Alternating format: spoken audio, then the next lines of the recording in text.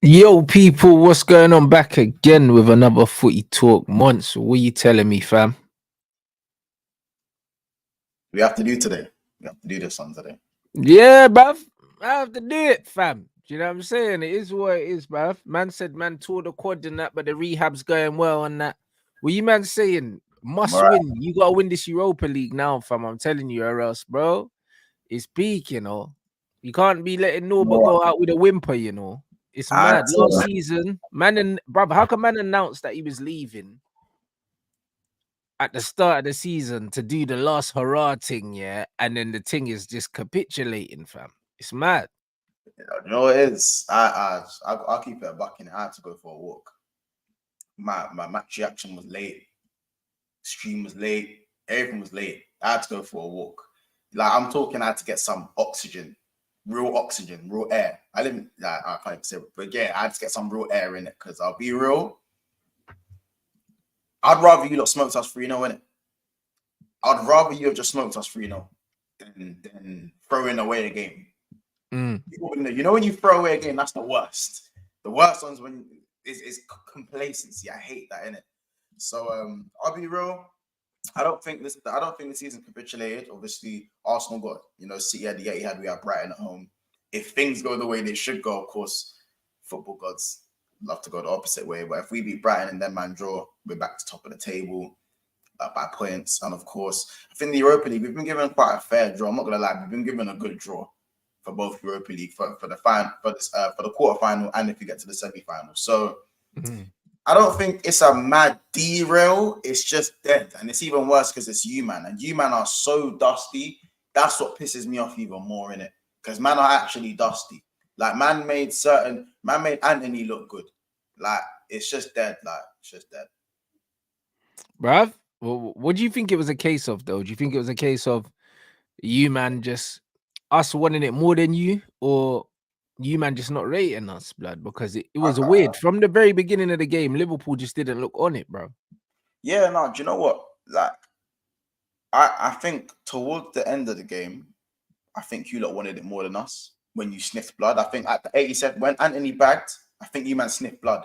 I think before the 87th minute, don't worry, Rants, I'm there in the watch alongs. I saw you man were like this, Saeed was like this. All you man, that second half, man, were watching this like, we are so dusty. You was deep in it. But when Anthony bagged, not just the fans, not just you, man, like the whole team sniffed blood. Because Salah come off, Liverpool was playing in second gear like they had it done. You man just wanted it more. Even though we went ahead in extra time, I didn't feel like this game was done. Even watching it, bro. You know what I'm saying? And I think it was a bit of we didn't rate. And look at the way we played that second half. At times, like, you had breakaways and man were acting like it was training. Do you know what I mean? Like, so when I say it was a training session in the second half, it's not to say like we were 10-10 and you man were 1 out of 10. It's that man were treating you like you lot were Newport, bro. Mm. You know what I'm saying? Like generally, like when it was 5-on-2, 4v2, man were trying to walk the ball into the net. Like Diaz are doing kick-ups, like one idiot. Like man are knocking the ball around. Gakpo's again, like word to Kara, Gakpo's playing in slow motion when he's coming on. Like he can just do what he wants. The only one with any urgency was Harvey Elliott. The only one who was showing any sort of urgency on the pitch because that's how he plays his game. He's quite erratic. You know what I'm saying? And like we'd get the ball in good positions and then just pass the ball, keep it around. You know what I'm saying? Like, yeah, man. As soon as you've gone 1-2 up, yeah, these men are dead food. This game's done. How can you look at that? How can you play like that after seeing how Kobe and them man cut us apart in the first 40 minutes of the game? Because the first 40 minutes was Man U. Yeah, I wouldn't say it was completely one-sided, but it was Man U, bro. You man had the better chances. Liverpool also had chances, but that's because your midfield downwards is crap. Like, you know what I'm saying? Like there's two, like I remember there was one half turn and you just had no midfield. Like there was no one. Do you know what attack I'm talking about? In the first half where there was no one. Like suppose I just ran with the ball and there was just defense and then everyone else was just over there. Over there. So, but yeah, you lot, like Kobe, again, special talent. He was moving crazy. McTominay was playing very well. They were all that first 40 minutes. Rashford was looking dangerous. Like that was the Joe Gomez of last season. I said Joe Gomez was working at Hooters last season, bro. That was Gomez. Gomez been good this season, but that day on Sunday, he was working at Hooters, bro. Crop top, booty shorts, all of that. And how can I take your order? You know what I'm saying? That's what he was doing. So that was his first poor performance all season. So again, as I said, to answer your question, bro, it's a bit of both. You know what I'm saying? I think United were very good in the first half. I think you lot dropped as soon as Salah's goal went in. I know you kind of feared for the worst. You man kind of went back into your shell up until Anthony scored, in my opinion. Or even up until at least Salah came off. Let's say that. Up until Salah and that come off. Yeah, but Anthony coming in was a game changer. He changed the game, and also he bagged the goal. But he was running at your defense. He was stretching the game. And bro, like he really changed the game. And the way he took his goal was crazy, bro. I can't lie. And when you talk about like our defensive structure and that, bro, we were awful, man. It was just one of them ones where you were mad casual. It kind of reminded me of, I remember I watched a London derby. I can't remember which one it was. I think it was at Arsenal, and Spurs went to Arsenal, and I think early Spurs were just pissing around and they kept getting caught on the ball playing out from the back, and it was kind of like they just seemed like they were a bit too casual in it. And when I was watching Liverpool, it's like you man just looked mad casual, bro. And we were doing this high press, and you almost looked like you were trying to play through us, and that's not really your style anyway. It just looked awkward, bro. It's like we kept giving you the ball. Salah's putting his foot on the ball, trying to do up playmaker and all that. Like it didn't look natural, innit? It just looked weird, bro. I was watching the first half an hour and thinking, yo, like this is not the game that I sat down and thought I was gonna be watching. Do you know what I'm saying? But when Liverpool did finally get the first goal, that was it, bro. We were getting cooked. Like the game should have been over, bro. The game should have been over. The fact that it was still 2-1 when we got the equalizer is down to your wastefulness, bro. Because you had bare chances. You had bare attacks where you were outnumbering us 5v4s. Like, do you know what I'm saying? Breakaways. Yeah, bare breakaways. Couldn't do it. And this is why, and so people listen. So this is what I'm saying. What was a bit confusing for me as a fan. I'm not gonna lie. I think a lot of Liverpool fans thinking, yeah, go get another goal, dead off the game, right? Klopp, he's even shouting. These men are keeping the ball playing it casual. Klopp's going mad on the touchline, you know. He's going mad because these men are playing so casual. But then he takes off Salah. That's a bit backwards to me. You want to get a third goal, you're moving mad because the players are moving to whether it's tiredness or complacency. Brother, I hope it's complacency. I hope it's not complacency, by the way. And then you go and take off Salah. Now, let's keep it apart from Salah and Jota, the rest of the attackers are wasteful and mid in front of goal. Mid. Because I told man about Darwin Núñez, but man want to keep dashing 30 GA in my face. Didn't we just say this last week about the 30 GA thing with him? The man, you know what I'm saying? I tried to hold my tongue when it comes to Darwin because he's improved a lot. He has improved, in it. He's got better. And if the boy was clinical, it'd generally be, I think he'd actually be world class if he was clinical, in it. But sometimes it goes back to me thinking, you're either clinical or you're not as a striker. Maybe it's just something you can't teach, in it. Because you can't. Because, bro, a man is half a yard, shift it, bang, and nothing else at times in terms of being a threat in front of goal. You know what I'm saying? Like half chance shot and inshallah. That's all I'm seeing sometimes from him. Like simple things. And bro, when it was a breakaway, I think it was 4v2. And I think it was Ahmad who got back, or Anthony. Can't remember who. Someone came back and made the tackle. He has about a whole 40 seconds to drive with the ball, pass it left, pass it right. He could even just do the Darwin thing and just shoot, right? He could have just shot, could have just put his laces through it. Loses the ball, runs back, gets the ball from the keeper, tries to play a worldy pass when you're in your own half, when that's not your game, when you probably should have passed when you had the ball in your half, loses the ball, and then Rashford backs. I was fighting air particles until Rashford was done celebrating. Rashford was so lazy, he couldn't even do his celebration properly. You couldn't even do this. Like, I'm tired of man acting like overrating man, fam. We done I don't know if you saw. We done an overrated. You should watch it. We done an overrated 11 yesterday, and Darwin was the first one on my team sheet. The overrated 11, fam. What, in the Premier League? Yes, in the Premier League this season, overrated 11. Yeah. He's awful though. I've been saying it. He's rubbish. But people will turn around and say, Rants, he's effective. But bro, even the term effective, is subjective anyway. Do you know what I'm saying? Because a lot of people will tell me that certain players are effective, but I beg to differ. Do you know what I mean?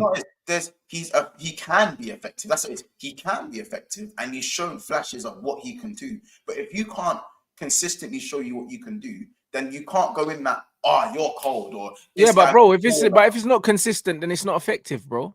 This is what I'm saying. How can it be effective, if it's not consistent? But that's it can't be, bro. That's why people keep giving me the 30 GA thing, where if you've seen a lot of his GA, it's 5-yard passes, bro. But this is it. Like, bro, that's like man will say, that Bruno is effective.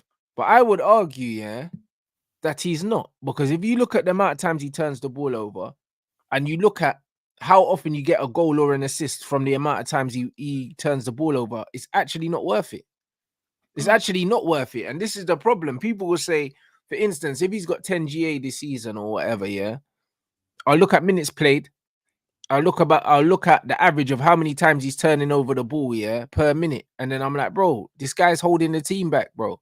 Because I can replace that GA and also put the team in a better situation to win games, with a player that doesn't lose the ball, bro.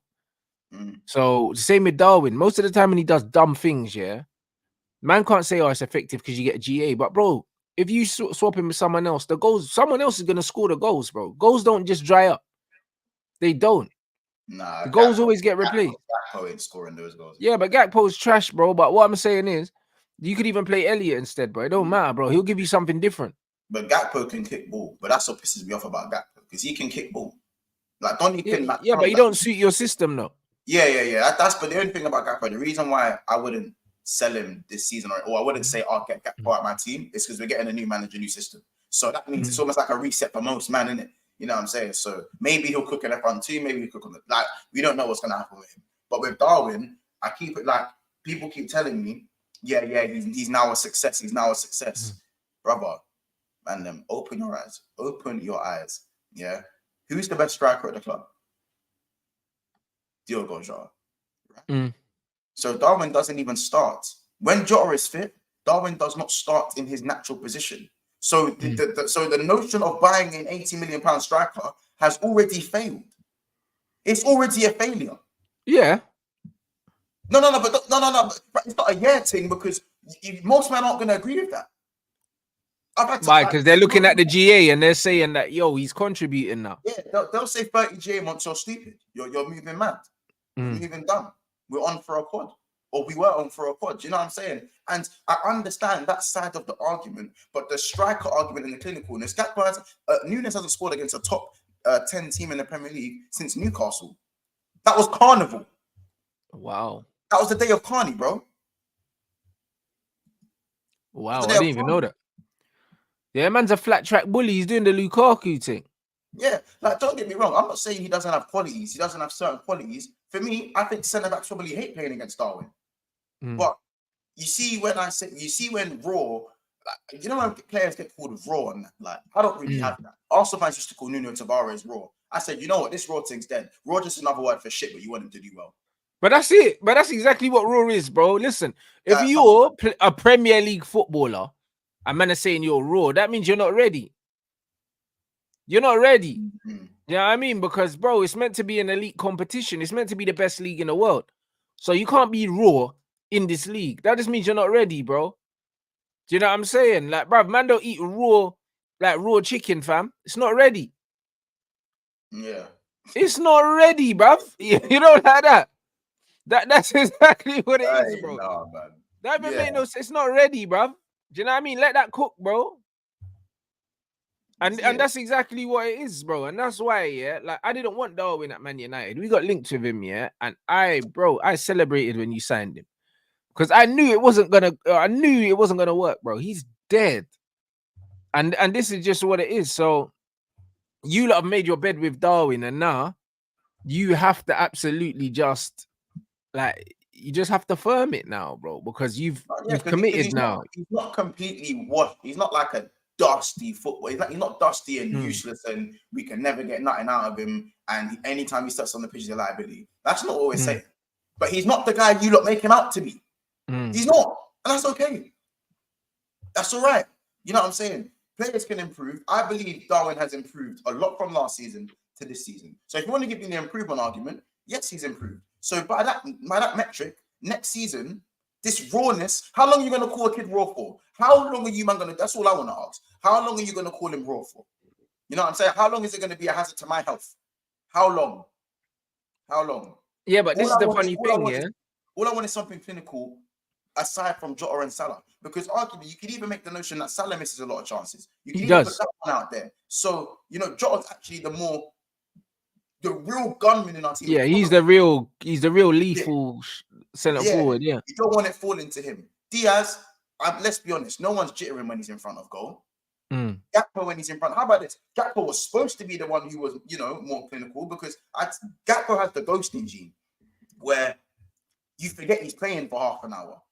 Like he'll be there, he won't really be there. He'll do something cold, and then you won't see him for 30 minutes. And listen, there's footballers like that. You know what I'm saying? Right? I'm pretty sure you've played with ballers like that. You've watched footballers like that. There's ballers that don't really, you never feel like they're in the game. However, if you're going to be one of them ballers, you need to be a one-shot, one-goal type of guy. At least. Because that makes up for all of that. Because that means no one's ever really like, bro, you know what? You don't know he's there, but I'm not safe because man can just bang a goal at any moment. Because you got that about you. Gakpo don't have that about him. So how can you be sitting there ghosting in games? You know what I'm saying? And he's not the kind of player that gets involved in games, innit? He won't take a game by the scruff of the neck. He won't make himself useful. You just won't know he's playing, bro. But bro, Man United got better players like that, bro. That's how I feel about Scott McTominay, bro. This bro just don't do nothing, yeah. Then he pops up with a goal. Like, he's the worst type of footballer because players like him, players like Bruno, yeah, people would then use stats, yeah, to justify their inclusion in the team when they're not offering nothing. And the thing is, yeah, the majority of the things that happen in football during a game, yeah, cannot be quantified with numbers because football's not maths, bro.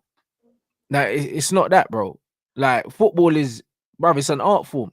So you watch these things, yeah, and you understand that a lot of the runs that players make, the little pockets of space they pick up, do you know what I'm saying? All these other things, yeah, there's no stats for that.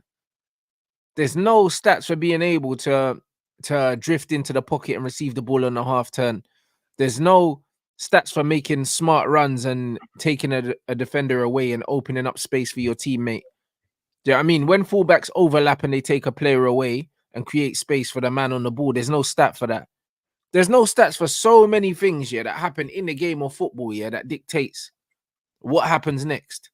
That people emphasize so much on the final action. And that's not what football is.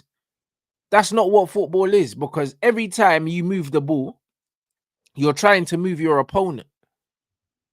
Yeah. That's what you're trying to do, bro. It's like a chess match. Both teams are set up a certain way. You're trying to move your opponent so you can find gaps, find weaknesses, yeah, that you can exploit. So when you're moving the ball, really you're moving your opponent. You're just not moving the ball for the sake of moving the ball because you're always trying to find gaps. So when people are very crucial in being able to open up other teams and all these other things, whether it be a run, whether it be a little feint, do you know what I mean? Whether it be all these little things, there's no stats for that.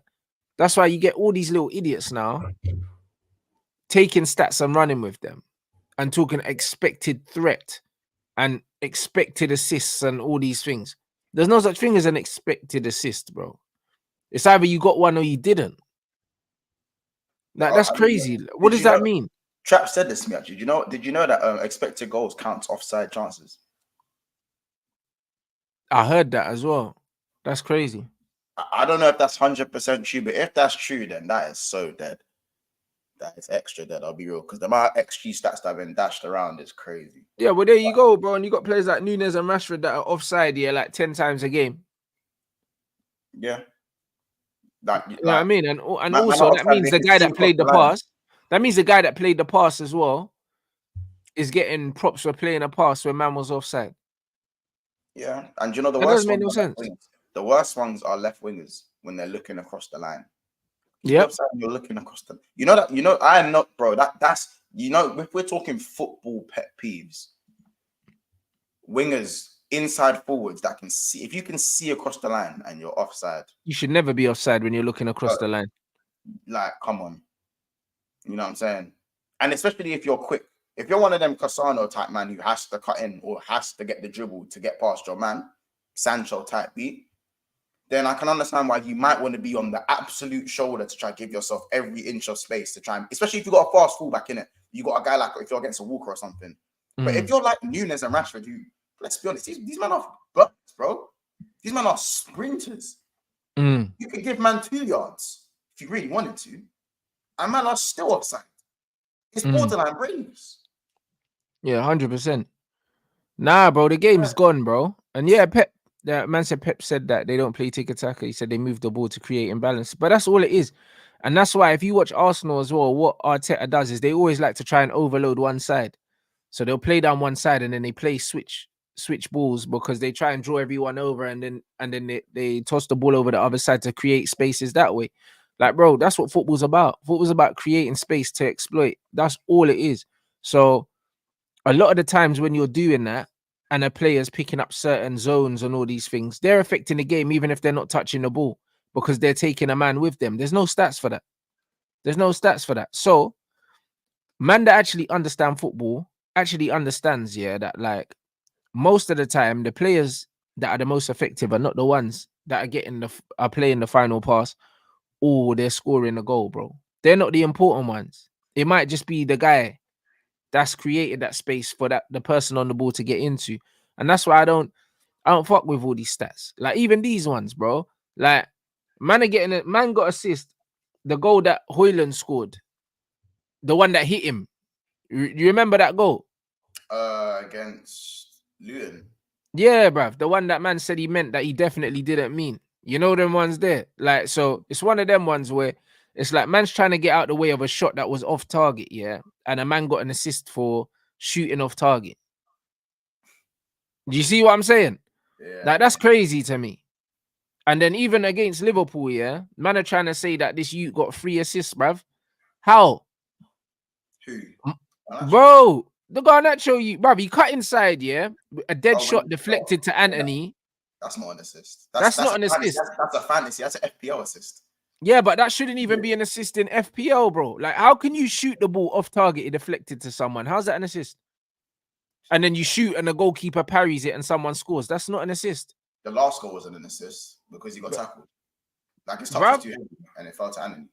Bro, but that's what I'm saying, bruv. It's crazy. It was a block shot, bruv, and it fell to Anthony, bro. The only one that was an assist was McTominay. Was the last one? Yeah, McTominay one. And sorry, McTominay assist to Rashford, and the one that he plays to Ahmad. And the one he plays to Ahmad, that's it. Yeah. But man was saying, oh, he got 3 assists and that. What? Nah, bro. Just say that's what I'm involved in all 3 goals. That's it. Because he played well. Let's be honest. He had an all right game. That's what I'm saying. Bro, I thought he was shit, bro. I'll be honest. It's one of them ones where, bro, man put up stats here saying that man completed 20 passes in 120 minutes. That's never a good football match. 20 completed passes in 120 minutes, bro. You should be completing 20 passes in 20 minutes. It's football. I think Garnacho, as a Liverpool, I'll be honest, I said I don't rate Garnacho in it. I think he's bang average, below it. Bro, he just runs, blood. I don't even think he's average. But man are saying that, oh, he's got a good engine, bro. Like what I'll say is that he done the traditional winger thing when he played in it. I think his end product was still crap, but he done what he needed to do in terms of taking on his man and constantly being there. So it's one of them ones. He just kept running. But even when you look at take-ons, bro, he weren't beating his fullback. I'm watching the game. Every time man got down out wide, he wasn't beating his fullback. Rashford was alright, to be fair. Rashford had an alright game. I don't think Rashford. Yeah, but Rashford was dead as well, blood. You're watching it from a Liverpool point of view, yeah, where you're thinking, you know what, United are trying to get us on the break and all of these things, bro. That the final quality from all these men were dead.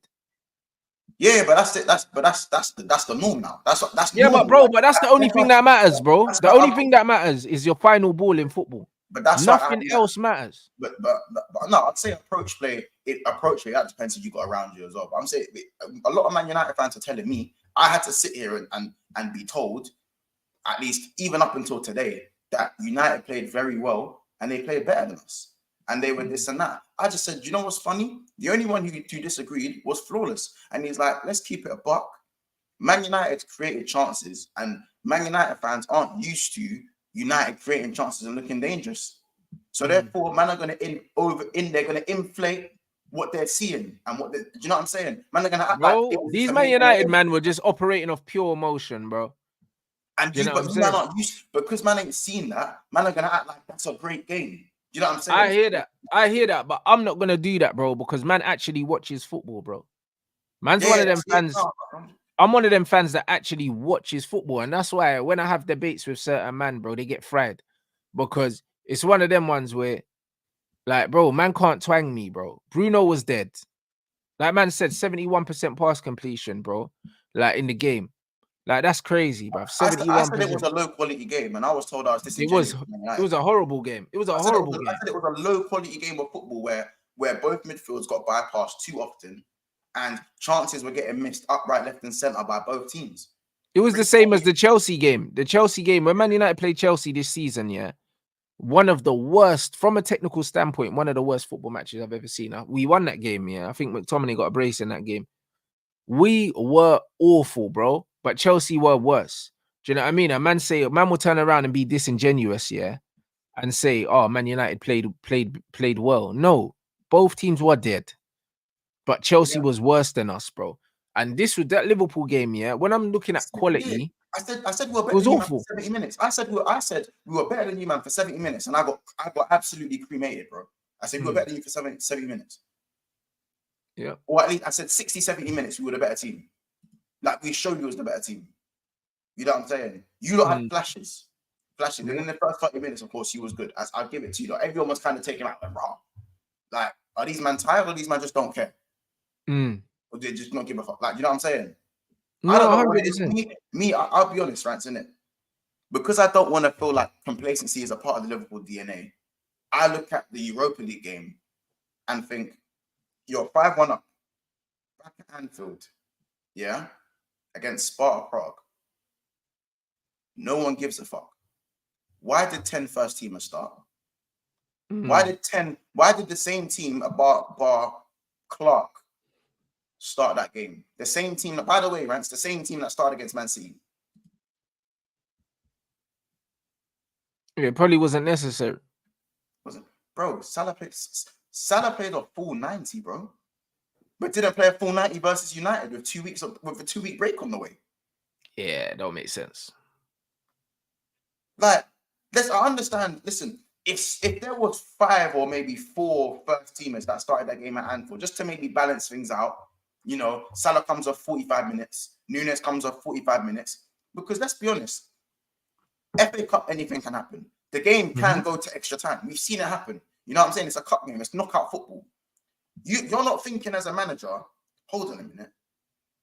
Let me not play everyone in this game. It don't matter. He could even have just played a whole team of under 21s. He could even play the youths, really giving all of them a debut. Yeah, they would have still won that game, bro. They would have still won that game. Salah, bro, Virgil van Dijk came on when we was 10-2 up. We was 4-0 up in 15 minutes. Why is certain man not coming off for half time? Why is Virgil van Dijk coming on for 60 minutes? What's the thought process behind that? Facts. That's a Thursday night game. Man have played 90 minutes on Thursday and then 120 minutes on Sunday. But certain man are getting taken off. It's not like we got a game on Tuesday or Wednesday or Thursday. It's international break. Man are baking off. Now man are having to do the fake, oh, I've got an injury, so I'm going to be withdrawn from international duty now. You know what I'm saying? Man, I'm not playing no football. The fact that Salah played 90 minutes is criminal. It's criminal. 90 minutes versus Prague. To then not play against Man United for the full game is crazy. For the full game. You know what I'm saying?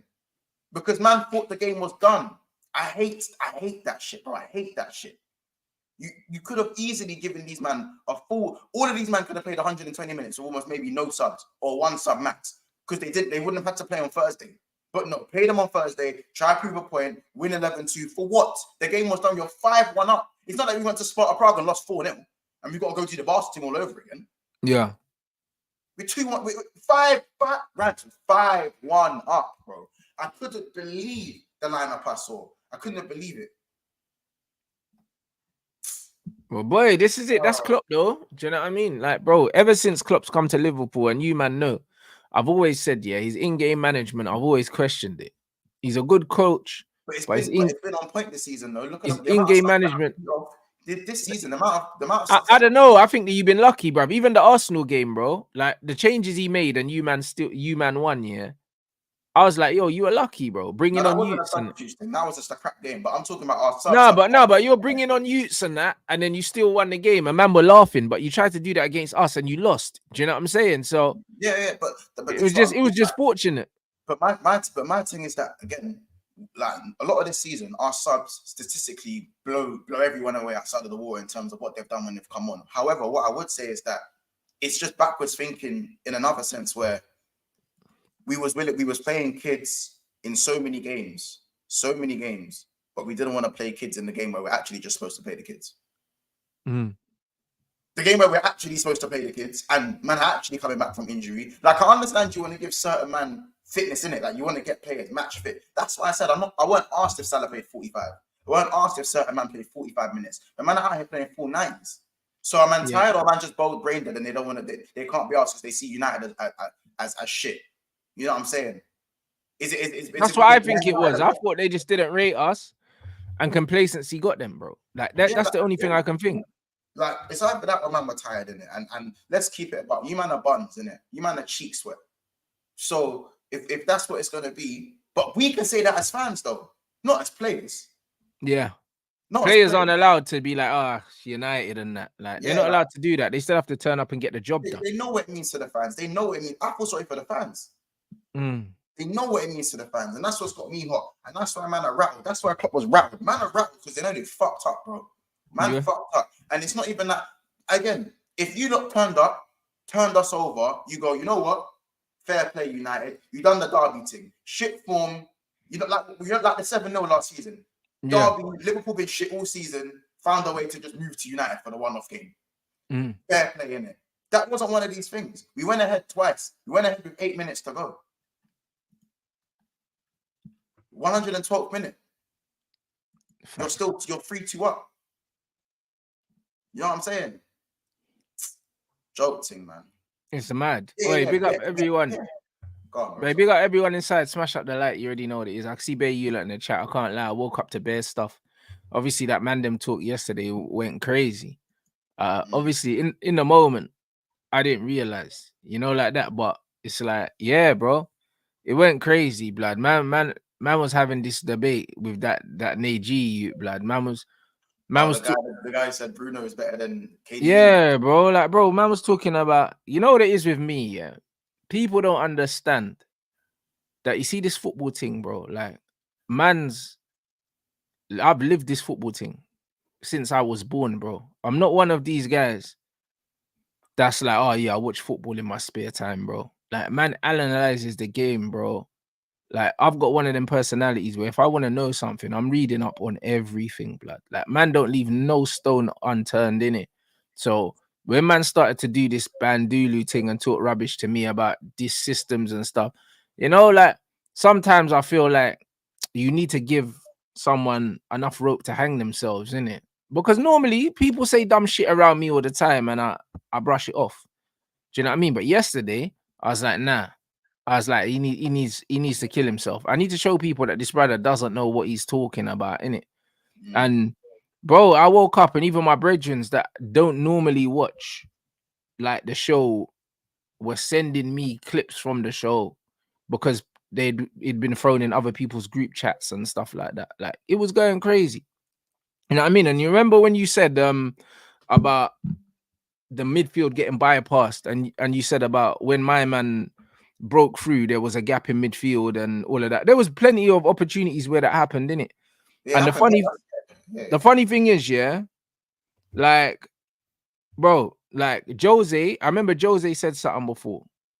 Do you know what I mean? Because this brother, yeah, what I don't like the most is Mantrap was trying to gaslight everyone else on the panel. You know what I'm saying? And you know when man said the clip has 240,000 views. What clip? Where's the clip?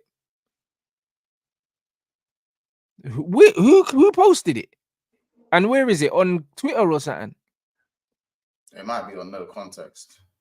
I'll check. You say, you know, the same page that posted. Yeah. I didn't know there was a clip on Twitter. You see what I mean? People are too fast, but yeah, I didn't even know that. But bro, I just found it 17 hours ago. Oh, is it really there? Yeah. I won't play it, but it's here still. Shit, man. I didn't know that. Oh, send me that, innit? Send me that. But you know what's mad, yeah? Bro, it's one of them ones where, bro, I know football, bro. And not only does man know football, yeah, man knows tactics. And also, man's done football coaching. I've got my badges. And man also has done futsal coaching, bro. And the principles are still the same. It's just a smaller space. It's 5 aside instead of 11 aside, but it's a smaller space. Defensive lines are still the same.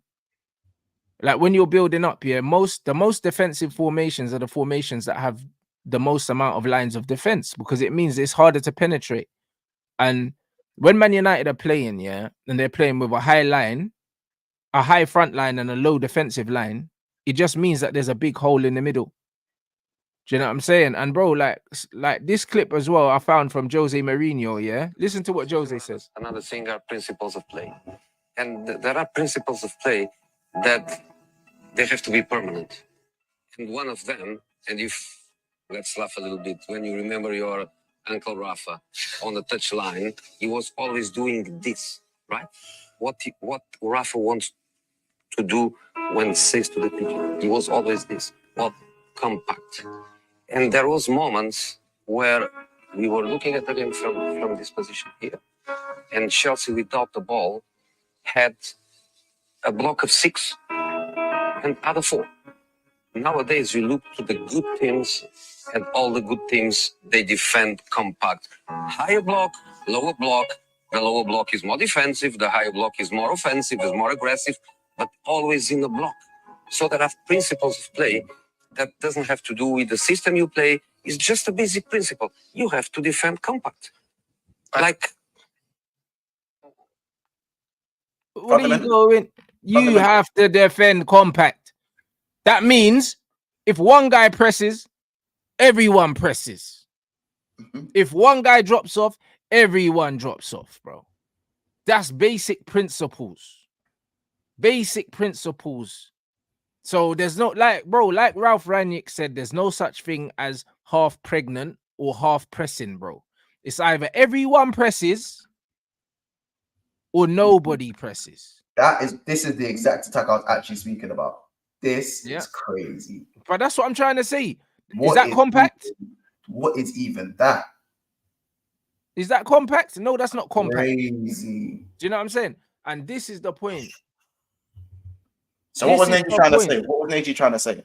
What was his argument? This brother was trying to legislate, yeah, for Man United's frontline pressing, yeah, and the defense not pressing. I said, there's no excuse for it, bro. There's no excuse for it, because I understand, yeah. I understand the science behind it. The whole point of pressing in football, yeah, is to obviously make the opposition force mistakes, but also when you do a high press, is to condense the space that you play in. Every team that plays high press, yeah, plays half pitch, bro. They play a high line as well. Yeah, you have to because you're trying to condense the space in which the work is done and force a mistake. And the press, and remember, you're forcing the mistake. More likely, the thing is, Premier League football is elite level football. We might look at the Lutons and that and go, yeah, these men are dead food. But this is the highest level of football in the country. So there's even going to be times where the worst of teams in the league are going to bypass the press. The press is actually only successful half and 3/4 of the time. So the other time where it's not successful, if your back line hasn't moved up or hasn't condensed to the halfway line, you're pissed. You're actually pissed. Especially if you ain't got the legs to even backtrack Bro, in I would transition, argue. then you're double, triple pissed. I would Like, argue at the top level, the press works even a third of the time. Would you 1 even out duck of it down? 4 times. Yeah, If so you're even a lucky. 4. Yeah, Because yeah. how many times do you press Sergio Busquets, yeah, and you actually win the ball? Like, it doesn't happen. When you're playing against the best players, yeah, the press is more passive. It's not that aggressive because you don't want to overcommit and get taken out the game, innit? And that's why when you watch professional football, it looks slower than when you watch amateur football. The reason why when you watch amateur football Sunday league, it looks really, really frantic is because you know that the people on the pitch, their skill level is not high enough, so you can rush them into a mistake. When you play at the top level, you can't rush these guys into mistakes, bro, because they're a lot more technically competent. So you have to be very, very selective about when you actually commit 100% and go for that press, bro. How many times do you see a striker press a centre back, the centre back makes a mistake and the striker scores? It happens very rarely, bro. Yeah, 100%. Most of the time, the striker will press and it gets played around them. And this is why the professional game looks slower, bro, because people are more technically competent. So you have to choose when to fully commit. That's why there's such a thing called the trigger press. You know what I'm saying? So well, exactly. You have to pick when you go and when you shift left and right. Because that's well, of course. There's different pressing triggers, but there's also different ways to press. You can do zonal pressing and you can do man-for-man pressing. And man-for-man pressing is a bit more aggressive. Bielsa does it, but that's the reason why it's one of the easy. Hardest, bro. It's the hardest and it's easier to play through because if you've got competent players, that's the reason why Man United put 9 pass leads. Because once you beat the man-for-man press, you're done. You're done. It's 1v1s and then it comes, I'm better than you. That's what it comes down to. Whereas when you do a zonal press, sometimes you can have 3 players pressing the area. And it's harder to get out of it. Create the boxes and the triangles, and that's how it works. Yeah, but bro, you know what it is? And I had to learn that. Like, obviously, people always, there's people who say that I think don't watch Liverpool properly. People say that Liverpool's press has always been the same since Klopp's come in. No. Liverpool's press in 2017 was a Gengen press. It was a almost man for man at times, a very violent press. And then when Buvac left, the press became more controlled. We learned this because in 2017, 2018, we were conceding 3s and 4s. It's just lucky we were scoring 5s and 6s because you had Coutinho, Firmino, Mane, Salah. And that was probably better than the Mane, Salah, Firmino. Them 4 for that period was probably better than the front 3 we went on to see. You know what I'm saying? But then we realized, we're still conceding We're still conceding goals, bro. Because once the press is beaten, we're actually done. It's just lucky. You're vulnerable, bro. You know what I'm saying? So then the press in 2019 onwards, that's a 2018-19, we won the champs and that, it became more controlled. We left a lot of it more to the front 4 and then played compact within the opponent's half. And as you said, as you explained quite clearly, bro, that's the way to play more successfully. Because again, if it comes down to players being press resistant, because players don't even always have to be better than you. There are men who are press resistant that aren't top players, bro, in the Premier League. You know what I'm saying? You got Kearney's and that play for Fulham. That if he gets you on the half turn, he can still hurt you, bro. Players can still hurt you. You know what I'm saying? Because if you overcommit, you don't have to be world class to drop a shoulder and go the other way. You know what I'm saying? I've seen Southampton beat our press 3-4 times. You know what I'm saying? It's just because we're compact, we're able to snuff it out. And if your DM, how about this? If your DM isn't intelligent enough to go like this straight away, then you're done as well. So that's why when Fabinho lost his legs, what happened? We were 9th place, Rants. When Fabinho lost his legs, where were we? Where were we dwelling? 8th, 9th, 6th. Salah was still getting 30 goals, bro. Man was still scoring goals. But when your midfield lost, and that's what I'm saying, where I think you're right. I was too generous by saying half and 3/4. It is probably 1/4 in terms of a successful press. But more time, you got almost, again, you have to hurry. If you give teams time to play, they'll cut you open. With a good press, it almost rushes them into doing things that sometimes they don't want to do. At the same time, without exposing yourself and leaving gaps that you don't want to leave. You know, and some teams are so good at it, like Man City, Liverpool's press. I'd say Liverpool have the best press in the league, but you still see it. Like teams can still bypass from time to time, and that's when you need to have players who specialize in 1v1s. That's why I always say Arsenal's defense as a unit I would like people prefer Arsenal's defense to Liverpool's defense because Liverpool, we when you watch both teams play, who concedes more chances? Liverpool, right? Our chances conceded is way higher than Arsenal's, but that's because our press is a bit more violent, and on top of this, we specialize in players who have 1v1 qualities. So Van Dijk specializes in 1v1s. Konate, 1v1s. You know what I'm saying? Endo, or right, so you could even throw Fabinho when he was there. 1v1s, you'll fancy yourself. Alisson, what does Alisson specialize in when it comes to 1v1s? Situations where you wouldn't back the defender, but because Alisson and Van Dijk are so good in those situations, we're able to play like that. You think if we just had a defense who was just good, and when I say because when man's good, man are just decent, you know what I'm saying? When man are just good, you can't put them in 1v1 situations 3-4 times in the game. No, you can't. You can't can't. But the thing is, your press is so aggressive, yeah. But it's like that don't help you in situations where you played on Thursday. Now you're playing on Sunday. And my point, you know that's why I said it was criminal to go and dash man in from 4 days later. And on top of that, expect it to work season in, season out about refreshing the team and refreshing the midfield. And that's why the last 4 years, Rants, we've done the yo-yo thing. You go from winning the Prem to drop it. Fair enough, we came third, but we came third because, you know, we should have really, in my opinion, we should have retained the Premier League. Van Dijk and them man don't get injured. We should have retained the Premier League. Shoulda, coulda, woulda done. You go from Premier League to disappointing third, no trophies, to competing for a quad, coming away with a domestic double, to then dropping to ninth, and then somehow finishing fifth. And by the way, the season we finished third, we lost 6 home games on the bounce. We were 10th. We were 10th.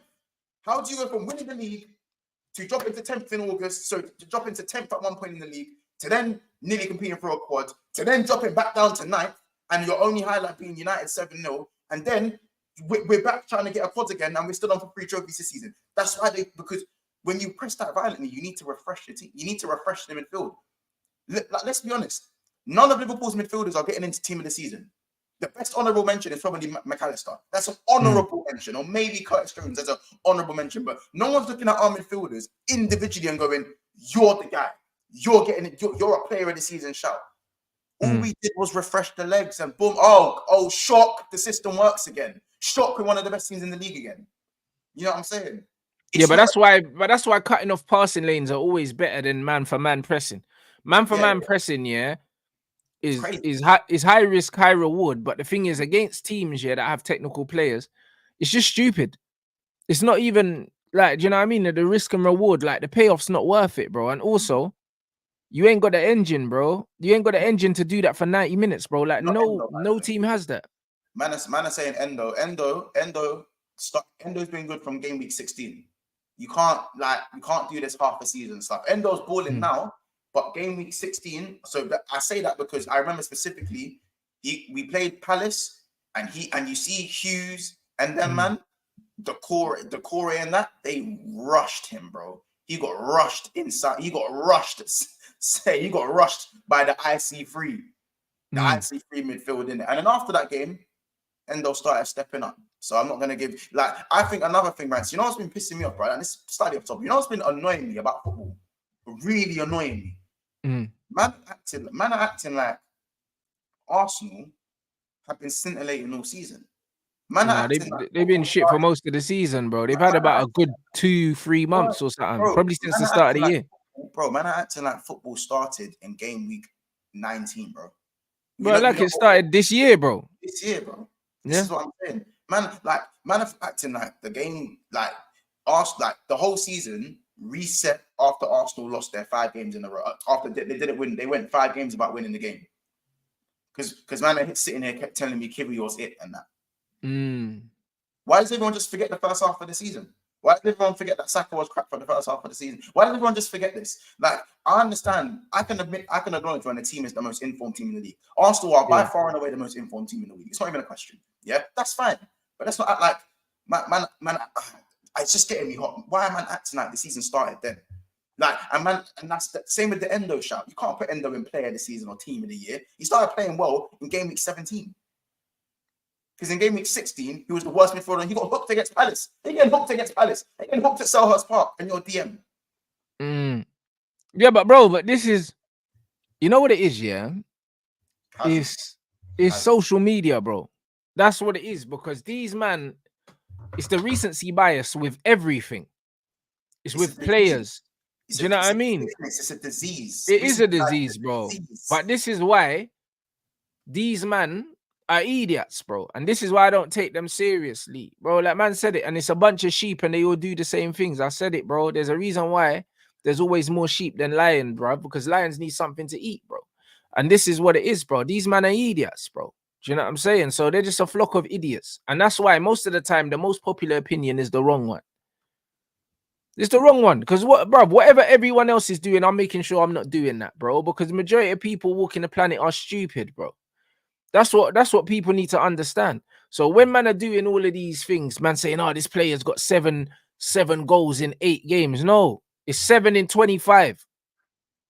Them man start the clock as soon as man hit form. This is what these men do. Do you know what I'm saying? That's what they do. They choose when they want to start the clock. Nah, the season started when it started. People go through purple patches. Teams go through purple patches. The season is a marathon, not a sprint. So the clock starts at the start of the season. So man can't be going on like certain teams have been balling out all season, bro. Because for the majority of the season, Arsenal have been scraping wins, bro. They got a last-minute win against Luton. There's been bare games where I've been watching. Yeah, bro. There've been bare games where I've been watching, yeah, where they've scraped it right at the end. Do you know what I'm saying? And the same goes for other teams. Same with Man United. I think we won like 7 games in a row, and we were rubbish. And we were so in form, yeah, that our manager nearly got manager of the month. I think Arteta ended up getting it. He did get manager of the month. I think Hoyland got no, because there was a Hoyland got player of the month, and I think Arteta got manager of the month because I think Arsenal were unbeaten as well. But Maguire, there was a month where Maguire got player of the month, and Ten Hag got manager. And Ten Hag got it, bro. And Ten Hag, bro. And we've been shit, bro, the whole season. We literally haven't been good yet. We haven't been good in any matches, bro. Any matches at all, blood. I'm just seeing that other teams have been worse than us. That's all it is, bro. The Chelsea game that we won, Chelsea were just worse than us. It's not that we were good, bro. Do you know what I'm saying? And this is exactly what it is. The Man United game where we just beat you, we weren't good. How can you tell me that a team that's playing, yeah, with a hole that big in the midfield, yeah, played well, bro? That was an absolute disgrace, blood. If we played against a team that was motivated, we would have got absolutely turned over, because it's so easy to look back now on the 4-3 and say, oh, yeah, we were great. But, bro, at 2-1, Liverpool were taking the piss out of us, bro. We had players on the pitch that played for 120 minutes and didn't even have 30 passes, bro. Please tell this. Just tell this to the man, then, please. Bro, man didn't even have 30 passes to even complete, bro, because we were getting cooked for large sums of the game. I don't remember what minute Anthony scored his goal in, but it was near the end of the game. Between Anthony's goal and the second Liverpool game, the second Liverpool goal, we weren't in the game. We weren't in the game. When we scored that goal, it came completely out of nowhere. Like, why are we pretending? Do you know what I'm saying? And this is what these guys do, bro. That these man get a feeling and they run away with it. Anthony scored in the 87th minute. Literally. So if Anthony doesn't score that goal, yeah, the discourse around the team, around the manager, yeah, everyone's saying completely different. They're saying, "Oh, we got nothing else to play for. Get him out." Yeah, and but that's why I don't get why. When I said this is why I kept saying it was a training game up until Anthony scored, or at least maybe when Anthony came on the pitch. Let's even say, let's be a bit nicer. Let's say 80th minute. Let's not say 87th. It's a training game, bro. You know what I'm saying? The man keep calling me I'm a salty Liverpool fan. No, I analysed the game properly. I watched that game, and just to make sure I weren't going crazy, I went on your watch along. I went on Saeed's watch along, and second half was you man were actually like this. Yeah. Here we go again. Yep. Not even we're 2-1 down, but the man them are showing fight type beat. None of that. Yep. None of that. Man were like, these men are fucking dead. Get the ball like that. Bro, it's crazy. But this is it, bro. But this is what social media has done.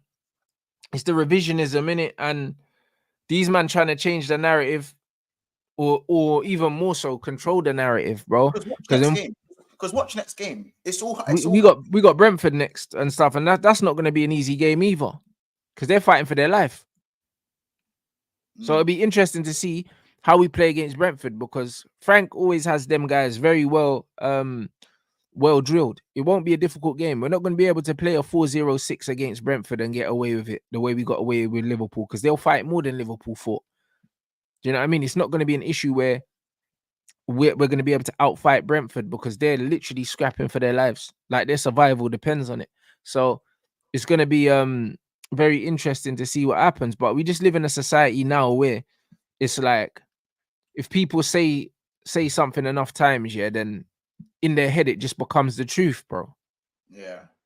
This is what it is. But we're not good, bro. Like, we're not good, bro. Do you know what I mean? So I don't really know. These men treated it like it was a cup final. It was a quarter final, Rants. Quarter final, bro. Oh, but that's what I'm saying. And we still got, the likelihood is we're probably going to end up with City in a bloody final as well. Do you know what I'm saying? So, I don't even want Man City in the final. If we get Chelsea, we got a chance. If we get Man City, we're dusted. But it's one of them ones where I saw there was a report saying that the owners, and rightly so, said regardless of Champions League football or the FA Cup, that's not going to affect their decision on the manager. And it shouldn't. No, it definitely shouldn't. And it shouldn't.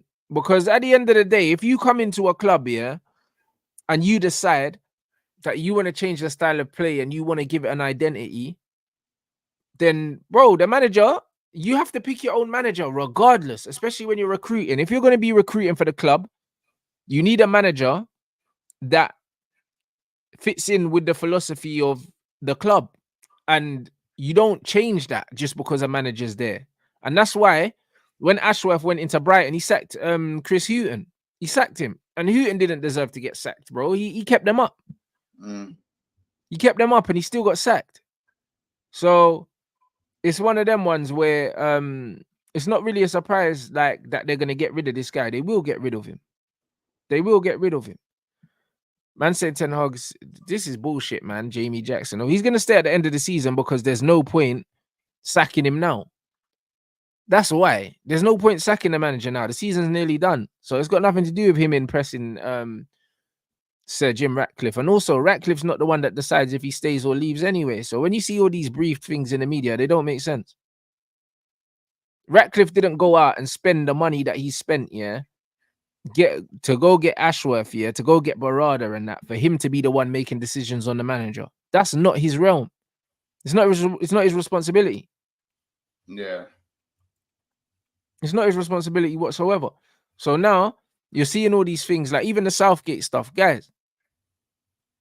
Keep it a buck, yeah. Man, them are saying that Southgate's contract, I think, with England is up in December. That's the reason why all these things are coming out, bro. That don't make no sense. That don't make no sense, bro. Gareth Southgate don't make no sense, bro. He's not done nothing in club football. So to give him the Man United job just wouldn't make sense. Like, I don't know why people are doing this. Do you know what I'm saying? But it's just clearly maybe he's trying to get like a new contract or something like that.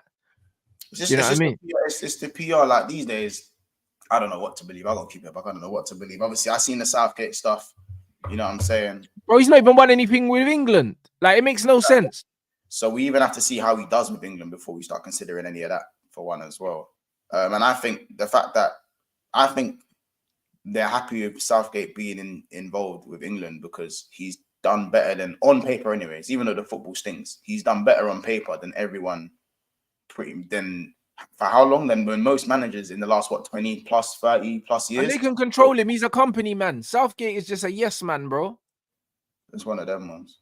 That's what he is, bro. He's an industry plant, Gareth Southgate, because he wasn't even a good footballer. It's not even like he was a good player and his reputation as a player got him that job, bro. He's always been a yes man, bruv. And that's what he's always been. He was a meaty baller.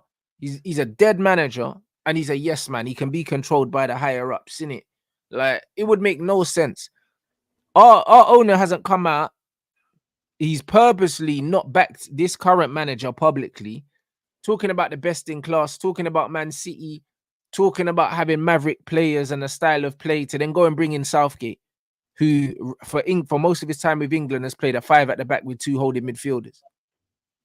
It makes absolutely no sense, bro. Like, it's clearly a slow week, innit?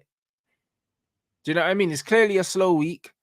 And these men are saying, oh, Gareth Southgate, bro. The Brez done nothing in club football. It doesn't matter. It really does not matter, bro. That's why I ain't grabbed no. That's personally. That's why I ain't grabbed no one or message no one going, oh yeah, Southgate. Because realistically, bro, like, why would Southgate be the man? Like, what has he done, and what credentials has he shown to go and manage Manchester United, bro? It doesn't even sound. Gareth Southgate, the manager of Manchester, doesn't even roll off the tongue, bro. Bro, but the thing is, yeah, they're saying, oh, Ashworth is close to Southgate. So why didn't he try and get him to Newcastle then? Why wasn't he linked with the Newcastle job? Ain't got nothing to do. Why would Ashworth bring Southgate to Man United and he never tried to bring him to Newcastle? He went and got Eddie Howe. Like, bro, what are you telling me? What are you telling me? Yeah, you're trying to tell me that Newcastle job ain't above Southgate, bro? It's above Southgate. And they never tried to get Southgate at Newcastle. So why do you think he's going to Man United? Bro, it makes no sense. Like, bro, like, it's so nonsensical, yeah, that it's annoying even talking about it. Because in my head, yeah, it doesn't even make sense, bro. Like, do you know what I'm saying? So even talking about it, I feel like I'm wasting my brain cells, bro. Because it doesn't make sense. The guy's got he's got no credentials in club football. Like, it would be worse than getting Ole Gunnar Solskjaer, because at least Ole has only ever managed in club football. Yeah. Like, Southgate is an international manager. International management is nothing like day-to-day management, yeah, of a team, a squad, and all these things. International management's piss easy, bruv, in comparison. Which is exactly why, yeah. Which is exactly why a lot of managers, when they're older and they're getting close to retirement, go into international, because then it's a part-time job. It's a part-time job. Them man are not taking it seriously. So if man really think that man are gonna go get Gareth Southgate for the biggest job in football, yeah, fucking right, bro. Do you know what I mean? Yeah, fucking right. Don't make no sense. I don't think it deserves airtime. How about that? I don't think the fact that the Southgate team gets airtime beyond me. Bro, it makes no sense. Do you know what I'm saying? And the fact that they're trying to push this, it's like, come on, bro. No, that's it, though. That's it. What are we fucking doing? No reason. I'm not saying you don't even have to go get an elite manager, but just why Gareth Southgate, part-time manager, crazy. Bro, man went to Man City to get the COO from Man City to bring in Southgate as the manager to challenge Pep Guardiola for the title. Are you sure? If that was ever it, that's like, bro, like, that doesn't even make sense. Bro, Monts, think about it. Think about it. No, it's gonna give me a headache. It's gonna give me a headache. Man said, yeah, that we want to challenge Liverpool, who had Klopp, Man City with Pep, with Southgate. They've gone. Notice what they've gone to Eddie Howe rooms, isn't it? They've gone to the Eddie Howe rooms. Bro, Eddie Howe's better than Southgate, bro. My point. That's my point. That's what I'm trying to say. It makes but they're no in the sense. Same, like, they're in the same tier though. Like the tier. Nah, but I don't even believe they're in the same tier, because Eddie Howe's actually shown that he's actually a tactician. Yeah, that he can go get Champions League football. You can go and do it. Like, it's possible. Bro, I'll be real, yeah. The owners know that they would lose a big chunk of this fan base, yeah, if they appointed Gareth Southgate as their first manager. It wouldn't make sense. Like, even from a PR point of view, Southgate is just bad business. The words, yeah, but there is, like, the PR, there's no, I can't draw any positives from. And there's no prestige around Southgate. Yeah, there's no fear. Do you know as well? I always say Man United are always going to have big egos, unfortunately. Like, you lot could be the worst. You could be at your worst point, bro. You're always going to have super egos. You think Southgate is someone who can handle big egos up and down the pitch? You crazy. Big egos with big wages. Southgate. It's crazy. Just tighten the waistcoat and, you know, stick to the international thing, and that's fine. Nothing wrong with that. No one's hating on the international manager. No one's hating. Bro, he hasn't even done nothing. The international manager. This Brett had the easiest cup run in the history of the country. All but one of the games were played at Wembley in the Euros, and he still bottled it. Yeah, bro. We already know that the team England have. Yeah, we should be playing better football, but it's just. I think all this stuff's just common knowledge, and to even, how about this? The one thing I will say, right? So there's no smoke about fire in it. There's no smoke about fire, and the fact that it's even a talking point is brazy in itself, innit? Like that. If I'm a United fan, that's boiling my blood, bro. The fact that it's even touching socials and staying heavy. No, but it's man putting 2 and 2 together and getting 22, bro. Because they're looking at Ashworth. Yeah, he was at the FA. Gareth Southgate's the manager. It's a very easy thing to fucking make, bro. It's a very easy assumption to make, bro. Yeah, I know. Do you know what I'm saying? And then when you also look at the fact that Southgate's contract is up soon, and them man are probably looking at it where they probably want an extension, they want more money, so they're gonna fake the Man United interest. Bruv, people use Man United all the time. How many times have we been here? People use Man United all the time, bro. Same way CR7 used Man City, supposed interest in him, to get Man United to sign him, and Man City never wanted him, bro. He twanged us. This is what these bros do, bro. They use interest from clubs all the time. Like Marcus Rashford uses the PSG flipping interest to get a new contract. Do you know what I mean? It's a story that has no legs. His agent, Because, bro, before it was Potter, De Zerbi, and Nagelsmann. That's what it was. And now Southgate comes out and right, bruv. Based off what? One thing about Jim Ratcliffe, one thing I'll give Jim Ratcliffe is every time I hear this guy speak about football, he sounds like a football fan. He sounds like someone that knows football. He's one hundo. He's interested. Like he's down for the cause, innit? Man seems like he's down. Listen, he has to sound like that. But a lot of man. I'll be honest, a lot of men don't sound like they're down for the cause because there's so much money getting pumped into. They just sound like businessmen, bro. But he sounds like a football fan. When he talks about football, when he talks about the players, he talks like a manager. Yeah, that's it. He knows, bro. Do you know what I mean? He's looking at the team. The other day he was saying we got Casemiro, we got Kobe Mino. I mean, we ain't got a creative midfielder like a Scholes or Iniesta and that. Like, bro, like man knows ball, innit? He understands what we need. He understands the football that we're playing ain't good. Do you know what I mean? So for him to then sanction a Gareth Southgate who hasn't won nothing doesn't make sense when he's saying that he wants to get Man United back to the elite and putting football first. It makes no sense. It makes absolutely zero sense. That's why I can't even believe that there's even been a conversation between them because it wouldn't make any sense. It wouldn't make any sense, bro. So it's like these men trying to run with a story, for the sake of it, bro. Like that's literally what it is. Man are bored, bro. Like it's international football. There's not really much going on. A man are just looking for something to talk about, bro. And Man United's always gonna sell, bro. Man can always talk about Man United. It's true.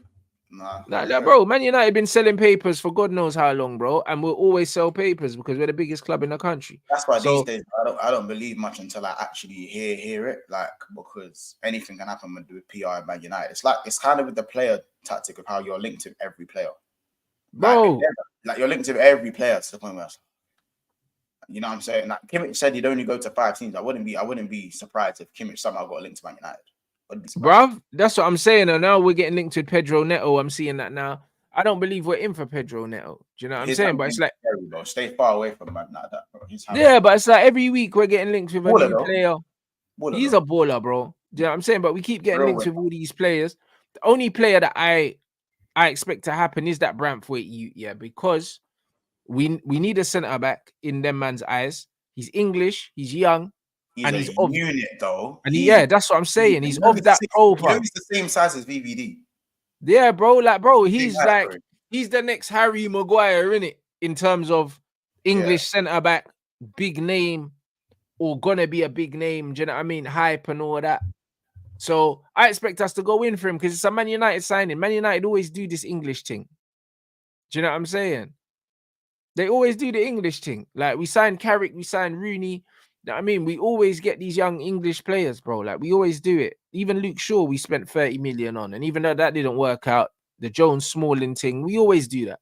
Some of them work though, innit? There's the few that I think with defenders, it's a little bit different than with attackers, innit? Because you know, attackers coming in at Manchester United being attacker is a very difficult thing to do. I think as a defender, especially it depends who they bring in around him. I think there could be something there in it, and especially in the long term, I think as long as you don't make a dumb mistake. Like remember Maguire came in, he was there just making mistakes. If you're a defender, if you keep it simple and do what you need to do, you don't have to look like Virgil van Dijk. Do you know what I'm saying? You don't have to look like William Saliba when he stepped in. You know what I'm saying? You don't have to look, but if you just have a gradual incline and you're not making mistakes, you're already better than most of the man at United, bro. Let's just keep it a buck. You're already better than most of the man. 100. So I don't feel like it's the craziest move in the world. You know what I'm saying? I feel like that's a good signing. We just need to get a good price for him. Yeah, it depends on the price. I think the price could add a bit of pressure there, but whenever it isn't that pressure, I always say, yeah, I hate the thing where, oh, he can't control the price tag, brother. If you're not willing to wear the badge, fuck off to League 2, innit? Fuck off to League 2 or go play for, you know what I'm saying? Go play for next man over there. Yeah, the pressure comes with it, regardless. Pressure bar the price tag. Pressure comes with the badge. You're playing for a top 6 team in the best elite, top highest level, bro. It's gonna be like that. You know what I'm saying? Yeah, if we can get him for like 50, 60 mil, then cool, because he's probably a 40 million pound player, but there's gonna be a premium, and now he got his England call up. It's just gonna mean that he's gonna cost a little bit more, but is what it is, bro. I'll take him at the club. And bro, man are saying the odds for Southgate and the odds for Potter, bro. 2 English managers. When's the last time you see Man United linked with 2 English managers? It's because we just got some fucking English owners. That's all it is, bro. Like, it's speculation. Like when Graham Potter was at Barcelona, at Crystal Palace the other day, everyone was saying, oh, maybe Graham Potter's gonna take the job. And then Hudson fucking left and someone else came in and it wasn't Graham Potter. So, like, bro, again, it's an easy link to make, bro, because their managers linking us with English managers, bro. Like, the chances are we don't go and get Omar Barada, and make him the chief executive, to go and sign an English manager. I can't really see it, bro. Like, I can't even see a Potter, really. Even so, Barada was a finance man as well. Like, I feel like he was the head of, it was the finances that he dealt with very well. But he dealt with both, though. He dealt with both. Do you know what I'm saying? Because he dealt with the football as well. He dealt with the contracts. Yeah, and also... This is still a promotion for him, though. This is still a promotion for him in terms of doing more. Same with Michael Edwards. Like, Michael Edwards was sporting director at Liverpool. He's now been given more power. He's got more. He's got more power. Yeah, he's got more power and has more to do. Do you think that directly correlates to success? No, it don't. It don't. The man have more to do, so that means you now have to also prove yourself again. Which is, don't get me wrong, Michael Edwards is one of the best things that happened to Liverpool in my lifetime. Let's keep it a buck. So obviously, I'm going to be more on the positive side, but there's still. But that was in that role. It's a different role now. Different role, more to do. There's no way they said to Barada, "Oh, come Man United, you can do this. We're gonna go get Southgate." Yeah, no. He'd be like, "Yeah, bro, this." He would have been like, "Nah, come on." You know what I mean, bro? You can't sell that.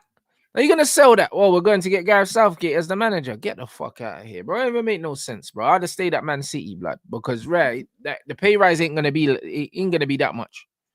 Go on, right, man. It's not like man want all money. Man said we take UEFA or FA or the league and Europa. Huh?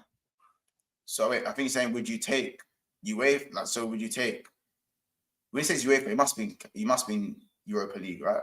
Or does he mean Champions? Yeah, he must mean a champion. I don't know. Would take Champions League and the FA Cup. What does he mean? Finishing in the top 4 or top 5? Yeah, I think he's saying Champions League or and the FA Cup, winning it in one season, or the league and Europa. And MONTS, remember me. Oh, as in the Champions League and the FA Cup in the same season. No, I'm taking that. He said Champions. Yeah, he said Champions. So he didn't mean UEFA. He meant Champions League and FA, or league and Europa. What, as in winning the Champions League? Yeah, winning the UCL. Yeah, I'm taking Champions League and FA Cup over the league and Europa. I'm taking the league. Nah, fuck the league, bro. I've seen my team win the league bare times. And I've seen, you know, and I haven't seen us win the Champions League as many times. Obviously, you don't won the league, but having 6 Champions Leagues, like, I'll be honest. You've seen your team win the Champions League more than you've seen them win the league. That's why. Yeah, like, bro. Like, I haven't. I'm the other way around. When we won champs, I'll be honest, this sounds mad. This sounds tapped in it. But you see, after we beat Barca, I already can see, we won. And even when we won, I was gassed, but it's like, we've done this rodeo before, innit? The one that really had me in my feelings was the league, Rants. The league. Finally getting it done. Like, you know what I'm saying? It was the league, bro. It was the league. I don't care if it was number 19. It was the league, bro. Been too long. Like, bro, Premier League for me, innit? Premier League and Europa, whatever, innit? I'll do Premier League and Europa for me. But that's due to, again, the positions of our clubs. Got more than enough Champions Leagues at this moment in time. It's about getting that Premier League tightly up in it. But yeah, big up yourself, bro. It says remember me. I'm not sure. Let me know where from, because, bro, I see a lot of people. That's it. But yeah, bro, like, bro, this Southgate thing, honestly, yeah, it's like, I'm just someone, I read between the lines, innit? That's why things don't really shock me. If we ended up with a manager like Southgate or even a Graham Potter, Graham Potter would be a shock, but not a big shock, innit? But it would be a shock because the way that the owner's talking, and the way he's spoken about football and the way he said that he wants to set up the team, it wouldn't make sense to bring in. Graham Potter is a tactical manager. He's got a style of play. He has got a style of play. He does like to keep the ball. So from that standpoint, I could understand why a Potter might be of interest because he's a young manager. He's English. I can understand that from a point of view. Southgate is an absolute no-go because he doesn't even have a style of play. Bruv, the players that Southgate's had at his disposal, if he can't be doing bits with this England squad, he can't do anything in club football. Because the England squads that he's had has been some of the most talented England squads that I've seen in my life, and he hasn't been able to even make them look like a good team. Yeah, it's only getting better as well. It's only getting better, right? They're boring to watch as well. Do you know what I'm saying? So the Potter thing is not... The Potter thing's not the craziest. Kane continuously looks average. Yeah. Consistently looks average for England.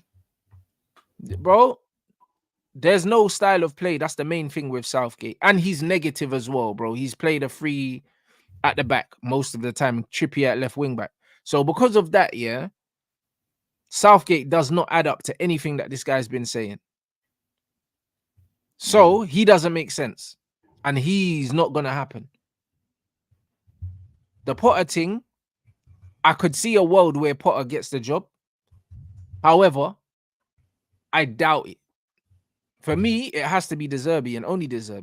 I think it will be. Do you know what? I think it will be De Zerbi, but like I don't know. It has to be De Zerbi, bro. I think he's too specific for Man United, man.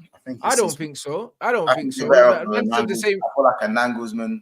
Nah, Nagelsmann needs to go to you lot, Brad, with his little Kalas football, lad. He probably will. But I'm saying, like, I think you lot need a change in brand, and I feel like the control element of football, I just don't. You lot got to be prepared to really get rid of the dead wood if you're gonna go bring in a De Zerbi, because that's but that's fine. But the difference is with a player like De Zerbi, he's been dunked on too many times this season. But with someone like De Zerbi, what you got to realize is, people say getting rid of the dead wood. When you've got actual coaches like De Zerbi, everyone's better because all the stuff that you're not good at, he won't use you in positions that you can't play.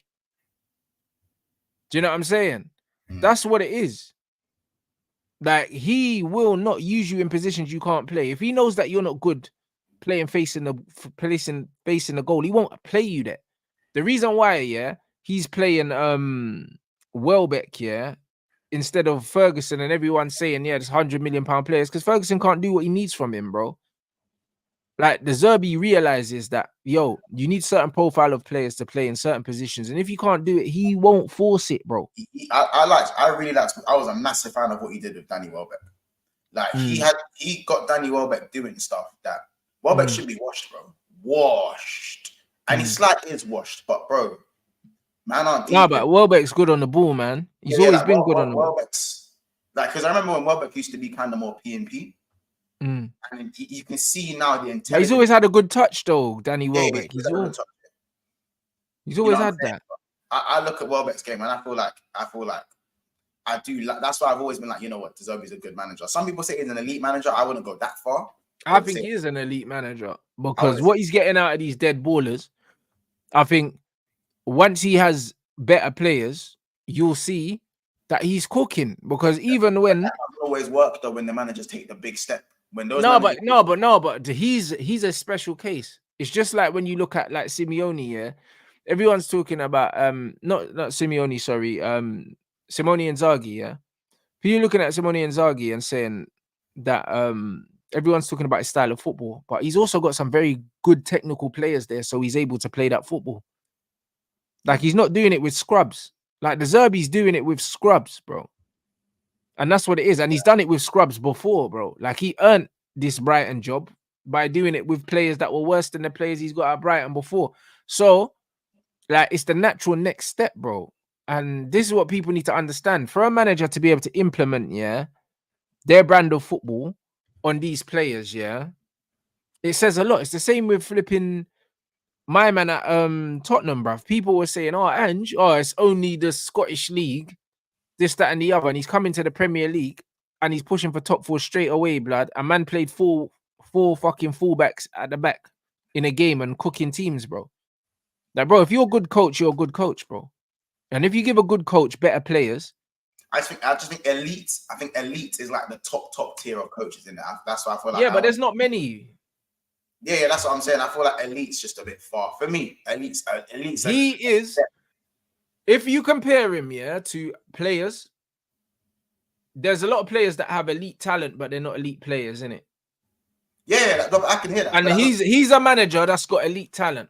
So obviously, until he gets an elite job, people can say he's not an elite manager, but you need an elite job, bro. Do you know what I'm saying? And he's earned an elite job with what he's done. 100. That's my point. My point with him is that there's always a step between managers these days where they show that they've got elite tendencies. They've shown what they can do, but then the next step is now, can you go and do it when the pressure's on at a bigger club? Can you maintain those elite? Like, can you be elite over there? You know what I'm saying? And a lot of men have unfortunately kind of forward. I would say Poch was doing elite stuff at Southampton. No one can deny that what he was doing at Southampton was mad. Yep. Mad. And then you could even say when he stepped up at Tottenham was mad. Yeah, he didn't get over the line, but no one can deny that man was a good coach them times, bro. You can't deny man wasn't a good coach. No, he was a good coach. He was a good coach, but also he had good players as well, though. And that's what it is. But also made a lot of players better, though. Also made a lot of players a lot better. Good 100%. But Poch is just a man manager. Yeah, exactly. But then obviously when he went to teams like PSG, not good enough. You know what I'm saying? Not good enough. Because he couldn't get to that. He couldn't take that next step in it. Jurgen Klopp got the next step and proved he could do it. And then he even double proved it by then going to Liverpool and doing it. Because that wasn't guaranteed. Good coach of elite tendencies, but you know what I'm saying? It wasn't guaranteed that he was going to be a successful. Yeah, but bro, I wouldn't say he's got elite coaching tendencies, because if he had elite coaching tendencies, he would have won that Champions League, bro. Like, bro, at the end of the day, he's not an elite coach, Pochettino, bro. Do you know what I mean? He's a top man manager, but when it comes down to the big moments, he had elite man management skills, in my opinion. The man management skills that I was seeing from him back then, bro. Yeah, of course, but it's not enough, bro. It's not enough because you're up against the cream of the crop, bro. You know what I'm saying? And this is what it is. And the style of play not being important in international football is also false because, bro, look, when you look at certain teams, bro, Germany, like the Brazils and that, bro, listen, they'll sack their managers if the football's not good, bro. And also, you've just got to think, look at, for instance, Mancini, the football that Mancini had Italy playing. He had them playing some unbelievable football, bro. He had them man cooking, bro. That's some of the best football I've seen from an Italian side. What Mancini done. And now they've gone and got Spalletti and them guys there, bro. Style of play matters. It does. It matters because at the end of the day, when the players are good enough anyway.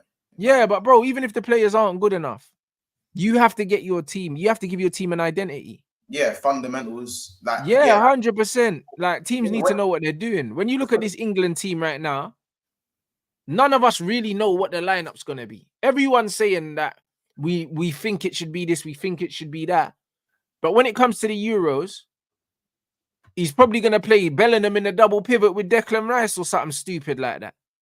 Yeah, when it comes to that, in terms of having a style of play, as I said, that's why I always believe that I talk about Ange in such a high, like I've been praising Ange all season in it, yeah, and I know he's been overrated by Spurs fans because they drank the Kool-Aid a bit too early. No, I think he's a top coach, bro. I don't think he's I'm overrated. not talking about Ange. I'm talking about maybe by the Spurs fans. I heard some wild things in it, but what I would say is that for me, Spurs' trajectory is actually genuinely frightening.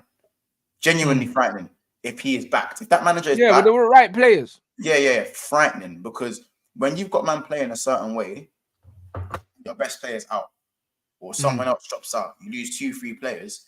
The guys who come in, bro, I saw Højbjerg and Skip bopping triangles, bro.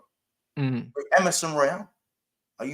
Bro, they came with Skip and Højbjerg against us and was popping us. Bro, with these stiff ballers. I watched that game. Stiff man, bro. Bopping triangles. I saw them, even when they lost 1-0 against City, I saw them move the ball from Vicario to the wing back to Lo Celso to Werner to the striker, and City didn't touch the ball once in that move.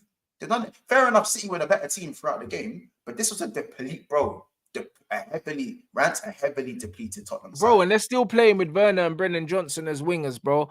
Like, bro, if this brother gets players, bro, he's a frightening coach, bro. This is what I'm saying. This guy, yeah, pound for pound, yeah, what he's doing in the league right now.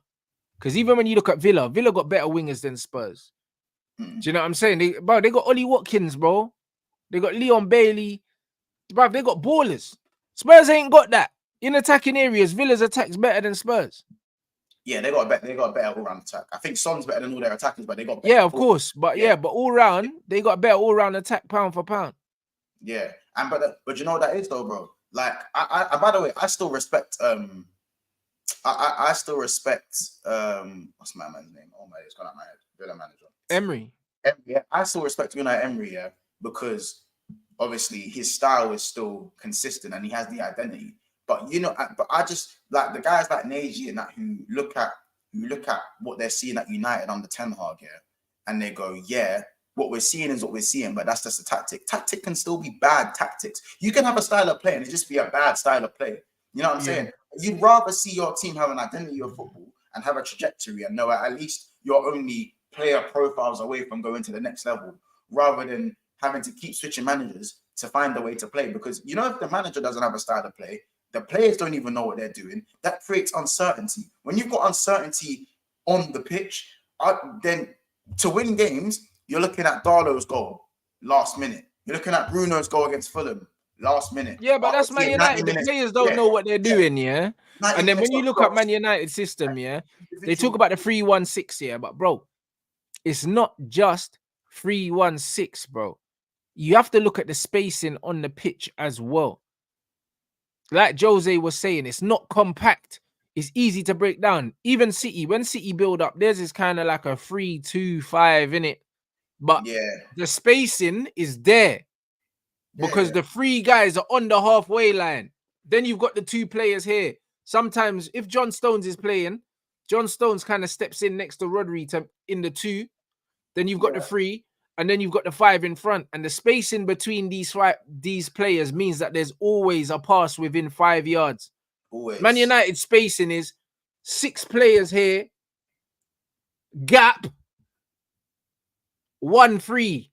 And there's poor decision. Do you know what it is? And on top of that, bad decision making. On top of that. Because they don't know where they're supposed to be when the ball's in certain areas. Maybe if you had an all-star team, you could get away with average tactics. You can maybe get away with it for a certain time because it's not sustainable. It's far from sustainable. But the crazy thing is about having that I like as well, especially when I see it from, like, I don't know, from Pep or from Jurgen, bro. I've seen man them go AFCON and Oxlade-Chamberlain go left wing and do a thing because man knows his job. You get it? Because man knows. I've seen Fabinho get injured, Henderson go DM, and I'm not saying he's going to beat Fabinho, but man knows his job to an extent. Like, people were saying, oh, yeah, well, yeah, Villa overrated, and you know when we went Villa Park, it was lucky, brother. Do you want me to let me show you man something in it, because man them don't understand, especially the Arsenal fans as well. They didn't understand what really went down at Villa Park in it. Yeah, let me go on Villa versus City as well as Arsenal. Yeah, let me show you man something. Hear this lineup, yeah. Martinez in goal, Konza right back, Carlos and Pautero centre back, and McGinn. Luca Digne left back, Bailey right mid, Kamara and Louise in the middle, John McGinn left midfield, Tielemans in the 10, and Watkins up top. So Villa are a good team, but let's keep it a buck. You think you could rock up to Man City with Tielemans in the 10? We hadn't even heard of Tielemans since he's been signed. For him to just come in and play 10. John McGinn is a centre midfielder, but then decided to do the Milner thing at Leeds and play left mid. They bopped Arsenal and City in 1 week with John McGinn at left midfield and Tielemans in the 10.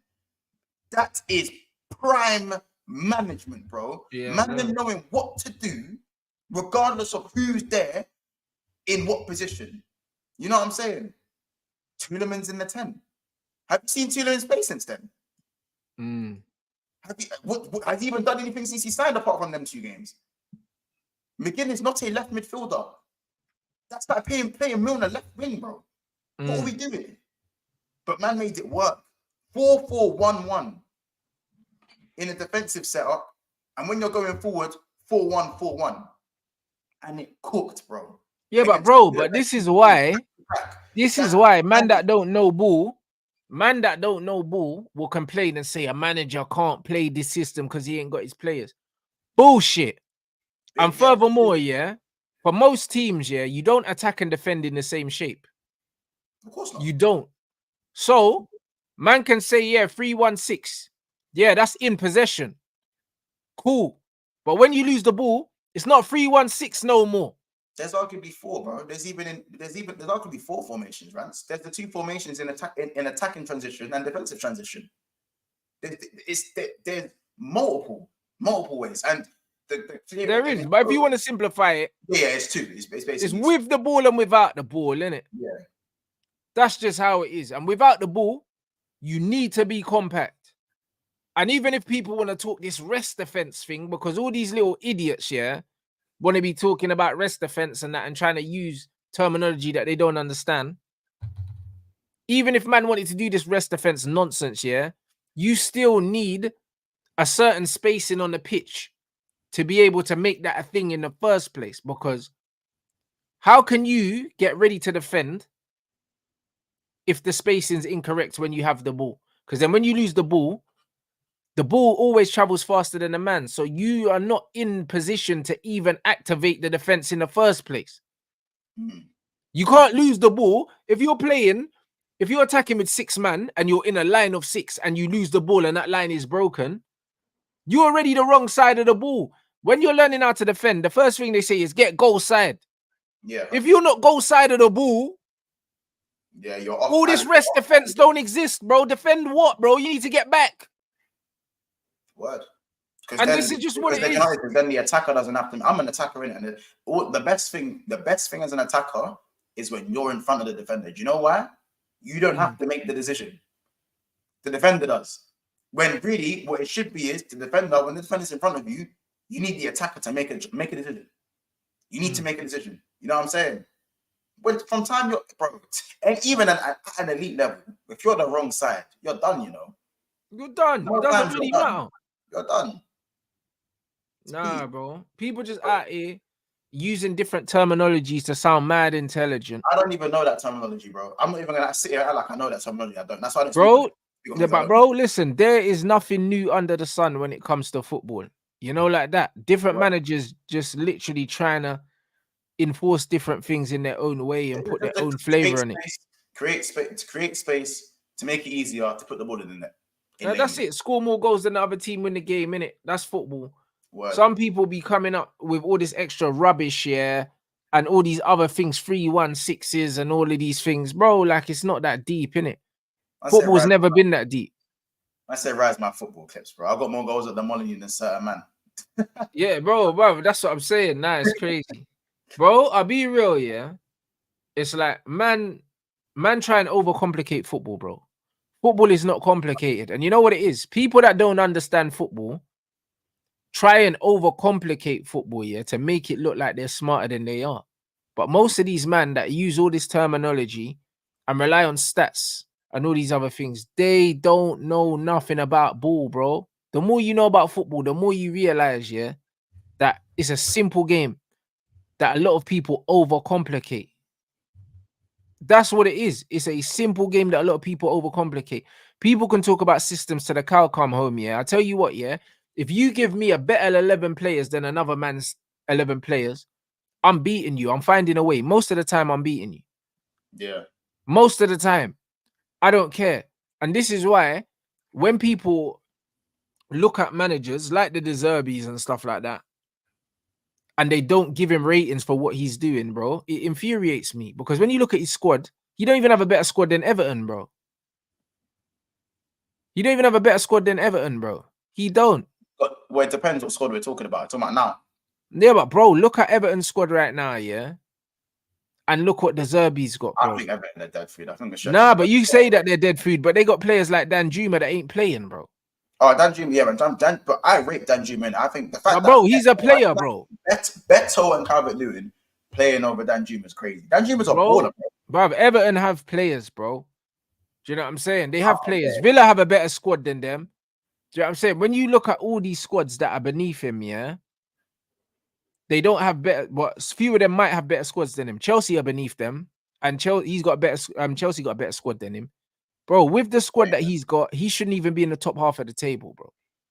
He shouldn't, because the thing is, when everyone's fit, the squad ain't that good. But then if you factor in injuries as well, would you say this to help his case even more? That most of the players he sells on don't actually hit the highs. And what does that say about the gaffer? Well, exactly, because he's the guy, bro. Like, you know what I'm saying? And I'm not saying Caicedo didn't be not dead. No, but not just Caicedo. Bare man that have played for him, have gone and not really done anything. This guy is underrated. What this player is doing with the tools that he's got.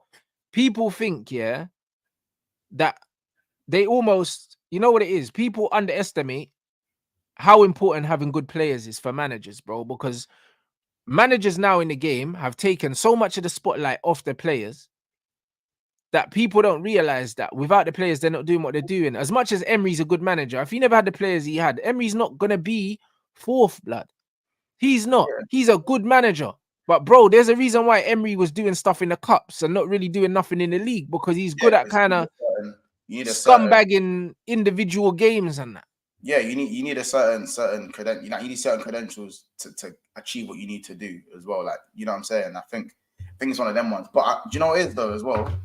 I think with certain managers, yeah, even though somebody like there's the managers who are good tactically but have poor man management, so they can't get the best out of the players, even though their setup is right. Do you know what I'm saying? Because you can still coach a good style, but then your man management's so shit, man, like, look at this dickhead. Do you know what I'm saying? And there's certain man that just have aura.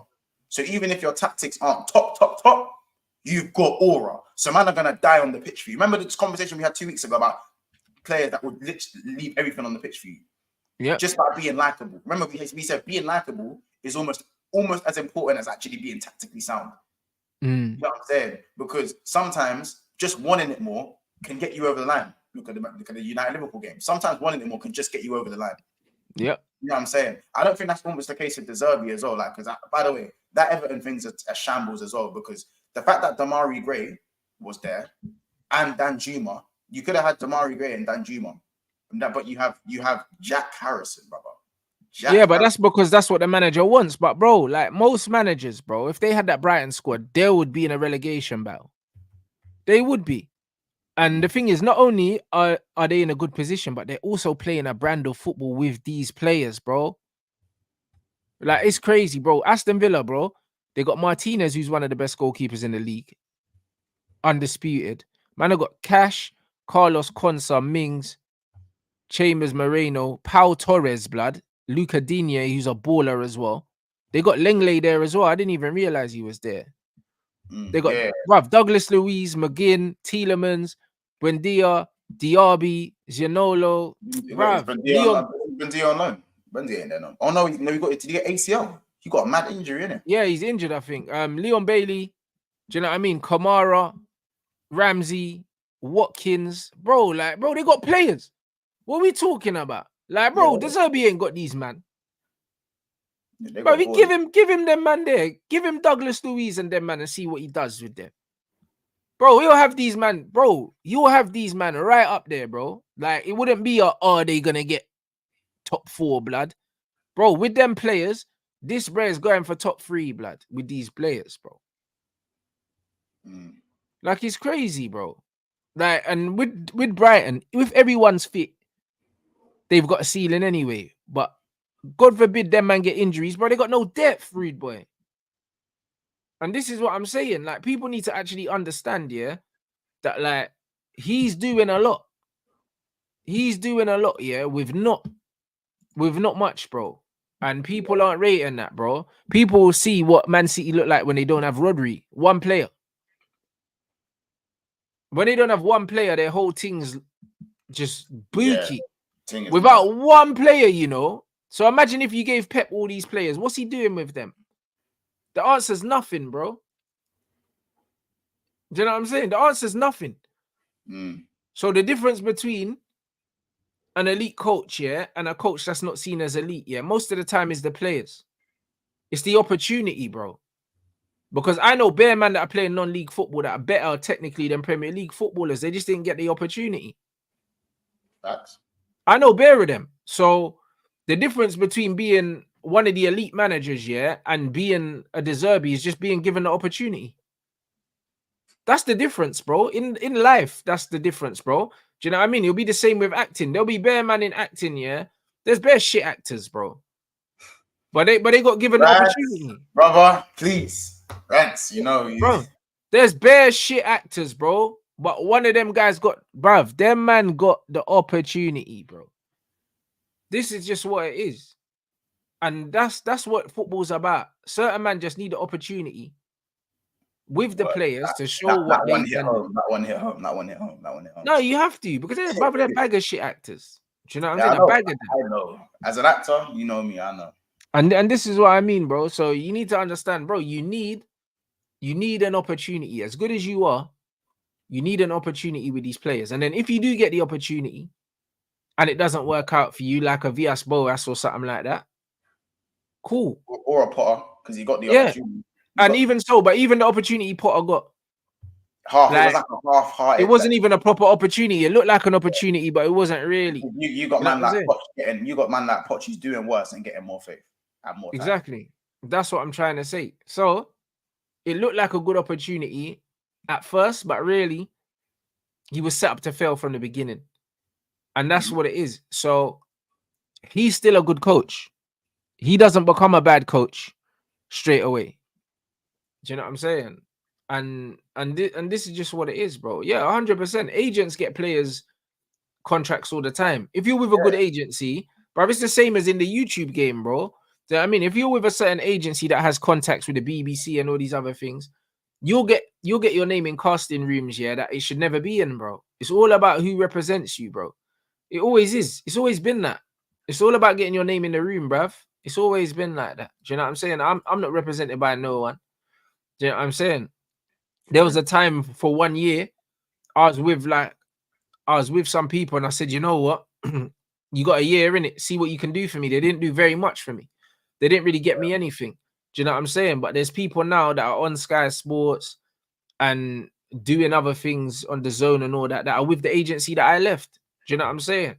But it's one of them ones where they had a decent reputation, but bro, I'm one of one, bro. Do you know what I mean? It's different when you're representing me, bro.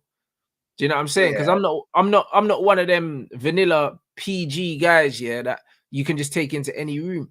There's certain jobs that I wouldn't take. Do you know what I'm saying? And the amount I turned down so many things, yeah, they were getting pissed off with me. Do you know what I'm saying? But I was like, bro, you gotta understand, bro. I'm not going into just any room. Yeah, 100. You know what I'm saying, bro? Because I understand. Man, them need to understand that you're a brand, innit? You can't just put your face any and everywhere, bro, because you devalue yourself.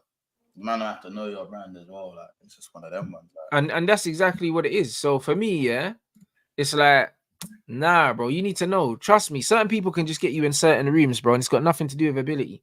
They can just have a good reputation with providing people here, there, and then you just get pushed there, and then you're cool. I've always said that. Get in the right room, and half the job's done. Well, there you go, and that's what it is, and that's what happens with football a lot of the time, and that's why I told you most of these footballers are second and third generation players. Their dad and their granddad was players. If your dad's a pro footballer, you're there. This is the thing. Like, don't get me wrong, yeah. Like the second and third generation ballers, some of them are actually proper ballers in it. Some of them are hard because some of them are. Yeah, some of them, because obviously they've had the training from birth and that. You know what I'm saying? And they were always going to be a footballer. Let's be honest, probably weren't even their choice. It was always going to be a baller. You know what I'm saying? To carry on the legacy and that. But like the amount of ballers compared to the ballers who just made it the normal way is crazy. Compared to the ones that actually got second and third generation. I didn't even know Dans and Clark, the Liverpool youths. I thought they were just normal youths, bro. No. These man's dads and fathers are playing for the teams back in the 80s and that. 70s, of course, all these youths, man. But that's what I'm trying to say. But that's what I'm trying to say, bro. Even when you look, bruv, Robbie Savage's youth was at Man United. Yeah. All these Premier League footballers, their kids are all in academies, bro. And they're shoo-ins to make it, bro. They're shoo-ins to make it. The only reason why Beckham's youths ain't playing football is because he had so much money. They didn't need to. He was just like, you man, do what you want. You man could take pictures and that. Do you know what's crazy as well? Like, it's crazy that some of them, even though, and by the way, this isn't even me saying that they're all dead at that. That, like, they can be average ballers. Some of them are good ballers. I didn't even know Leroy Sané's pops was a serious baller. That's one thing I didn't know. Maybe shows my age a little bit in it, but you know what I'm saying. But we gotta keep it a buck. Like, there are certain youths out there because I've seen it happen, bro. I'm not gonna name names and academy youths that man knows in it, but I've seen youths not get contracts because another youth's dad is dead at it. You know what I'm saying? Another youth. Yeah, 100%. And a second, third generation baller. So Donny, who's got nothing and whose life depends on ball because he's fucking stupid, and all he knows how to do is stick the ball in the net and dribble past man. Ain't got nothing left. You know what I'm saying? Now, man. Luckily, as I said, you know, now, man, it's either club promoter or gym membership. Now, luckily, there's those directions you can go over it now when it's don't go right for you and that. But bro, like, there was a time where them things weren't around. You couldn't just do all of that. You know what I'm saying? So certain man's life was ball, bro. But because the next man is so and so's great grandchild, it's peak. It's peak, bro. But this is what it is. That man said the Langer's dad was a baller too, bro. Most of these, man. That's how it is, innit? So that's what you're competing with. It comes down to opportunity. It comes down to network. That's all it comes down to, bro. And that's why, being good enough ain't enough. That's why it's nowhere near enough, bro. Do you know what I mean? And this is why, when I see like top ballers, that aren't playing football, it's just, bro, it's the norm, bro. Like, do you know what I mean? Like, I know guys that like smoke bare weed, whatever, only just play power league. And when I see some of the stuff these prem man are doing, and I'm like, my man can do that. No, bro. And then people will be like, so why isn't he a baller then? That don't make sense. That's like saying, yo, my cousin's got a great singing voice. All right, cool. So why isn't she Rihanna, bro? Like, life don't work like that, bro. Like, you see, you know, when the Premier League ballers, or at least the ballers that are on big contracts in that, you know, when they go like power league or they have their sessions, because I've seen, you know what I'm saying? Like, you realize they're not playing with just Premier League ballers. You haven't got Bruno Fernandes, Declan Rice, Kobe Mainoo, all these guys turn up and play with each other. They play with their guys who probably could have been ballers along with them. Oh, bro, that were better than them when they were growing up, bro. That were better than them. Now, do you know how many ballers? There are ballers that I know that have gone, yeah, my man was better than me, though. Yeah. He's better than me. Like, bro. Way better than me. Like, bruv, I'm telling you, bro. Listen, the amount of man that I kicked the ball with at school that I've played in the Prem, do you know what I'm saying? And some of these man, bro, them man weren't in the school team. Yeah, they weren't in the school team, and I was, bro. Weren't even getting asked to skip period 5. Bro, them man weren't in the school team, bro. They weren't playing ahead of man. Like, they know it, I know it. You know them ones there, and it's one of them ones where, bro, that's not how life works, bro. Do you know what I mean? And at school, bruv, in attacking areas especially, the best players always play, blood. Always. The manager's son might be the right back. You know them ones. But might be the right in back. attacking areas, blood, Yeah, bro. Because, bro, let me tell you something. You see in attacking areas, man don't want to go out the ends to a next school and get turned over, blood. In front Yeah. of the gal them as well, blood. You Yeah. know, certain schools and that, and they got the girls watching and that, bro. You think Bro. man's taking an L in front of these girls? There's no Bro, way. Like, I man's promise turning up to your you. school in the minivan and we're turning over your whole school, bruv. Bro, how about this? Especially away days, man. Don't get me wrong, man. Used to love the home games in it because it's home crowd and that. But you see away days when you're seeing Galley you've never seen before. How about this? You're seeing Galley supporting man. Oh, you think he's something? Yeah, cool. Let me get the Jets. Let me slap on the Jets. Yeah, that's what you're seeing, the extra bit of the extra running that you did. bruv, school football was the best days of man's life, bro. Bro, Man got to leave school early, bro, in the middle of class. You get me? A man know you're the real G when you're leaving class early, bro, to jump in the minivan, bro. And everyone's like, all right, yeah. The man them are leaving. It's also a reality check as well. I remember when I thought, because I stand on I stand on business in it. I'm still a good baller in it, yeah. But when I thought I was better than I was, there was even humbling moments where man's played against ballers who are professional ballers now in my school area. They played in the Premier League. Like, I could drop names, but I don't want to be the guy. Yeah, man, don't need to do that. I don't need to drop names. But bro, I saw first team Tottenham man in, like, obviously, because sometimes they'll still bang ball for the score and that, yeah. And I did this one. You know, when you think you're good, when you think you're something, and I saw a certain man, I go, Ross. Ross. Yeah, bro, the thing's different, bro. I'll be real. Like, bro, it's different. Man used to go to schools, fam. And you'd see the gal them watching, yeah, bro, from the classroom. And sometimes certain schools, they would let people come out and watch the game. They'll come out and watch the game, bro. And when I tell you, bro, the best players always played, bro, because man couldn't go there and lose, bruv. Man's taking time out of school to go trek to the next ends to play, bruv. You know, like that. So when man are not getting into the school team, it's because you're not that guy, bruv. That's what it is, because usually the manager of the football team is the PE teacher. So he's seeing everyone kicking ball in PE. So he knows who the good players are. And then bruv, and they're watching you in the playground. Yeah. And they're saying, yeah, who's that? That's what they're doing. You know, the trial, I remember I got in trouble on the day of the trial. So I only played half the trial in this. I remember this, bro. I only played half my trial. Yeah. So I actually didn't get picked for the original trial. But you see playground football. Sometimes the PE teachers, you know, they'll be on duty and that. Especially I'll come from background education as well. Bro, man, I was ripping up playground football. I used to rip man in playground football. Easy, bro. And man goes, he goes, what you missed the first half of the trial to the I was in trouble and that, bro. Straight into the team. Easy, bro. He didn't even wait. He said straight into the team. And you know what the best feeling is? The best feeling is when it's no longer year 7, it's year 8 and year 9, and you hear these whispers. You see the right winger? He's fucking wet. Do not give him no time. That's what you know, bro. You know you're that guy, bro. Bro. Hey, bro, you know what was mad? In my school, yeah, like the seniors, yeah, like 7, 8, and 9 had a different tie to 10 and 11, innit? So man knew whether you was a senior or you was a junior. When I had my grey tie on them, bruv, man's in year 8 and I'm twisting up the man them in the blue ties, bruv. Man them know. They're like, all right, cool. When man are picking teams and I'm in my grey tie with all the blue ties, that's when, bro, when the man pick you, you know you're 30, bro. 100%. And man them know that. Like, bro, like, football was different when man was growing up. You got to understand that we used to go, you see the same way man were on gang things, yeah? We used to go to different ends to smoke man at football, bruv. Yeah, that's what we used to do. Like, man weren't going to fight, man. Man were going to different parts of London to smoke man from London, bro. Like, literally, after Filthy, yeah, like, I was chatting to Yannick, bruv, because he was talking about when we used to go Westway, because we're from Northwest. Like, we went to the same school, and we used to go to Westway, yeah? Bad up guys, bro. Like, we used to smoke guys. And the thing is, yeah, even though we're Northwest, yeah, West is so close.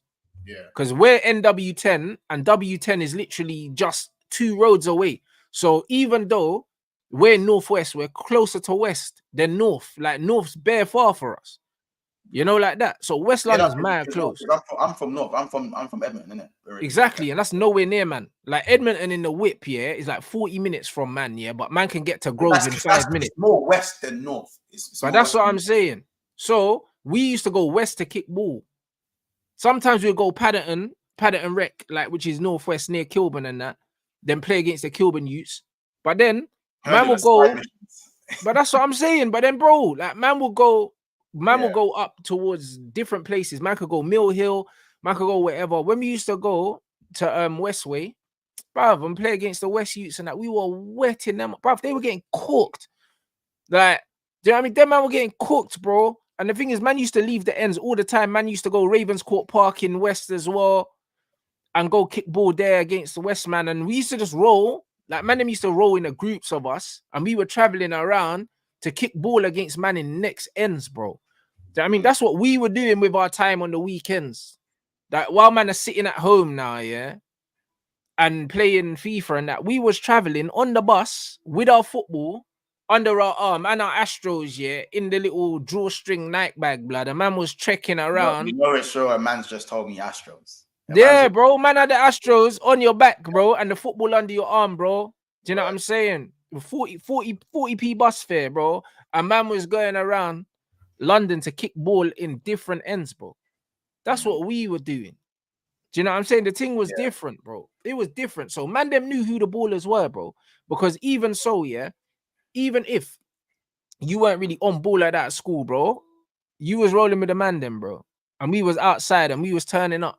Do you know what I'm saying? And we was moving to people on their own Astro, blood. 100. And that's the thing. Do you know what it is as well, bro? Yeah. Because I can't be. This is that. I think because I'm a little bit younger. I weren't able to do that so much. We were able to do it because you know, in certain power leagues starting to open up around. Yeah, we never had no power leagues. We used to have to climb fences to kick ball on the Astro. Yeah, like that was like this for a bit of the younger side. When I got a little bit older, so when it's like maybe 17, 18, that's when we were able to kind of. That's when the power leagues started to kind of open up slowly. Well, not even power leagues. It was just Astros that we used to sneak into, realistically. But that was Westway. That was Westway. We never had power leagues. Westway was like the first one. There's always the cut bit at the side of it. Come on, cut the fence. You get the bag, you dash the bag under, you crawl under. Yeah, and until someone tells you to get off, or there's too many men on the pitch to be told to get off. You know them way there, like that sort of way. But I'd say what we were able to do, because Sunday League and school were so close to each other, like you'd buck the guys that you play against in other schools in Sunday League and maybe Saturday League as well. You'd run into the same man. So that's what I say. When you're lining up and you're warming up and you're about to start and whatever. Don't get me wrong. There's always 2-3 men on the other team where you're getting the CRB, bro.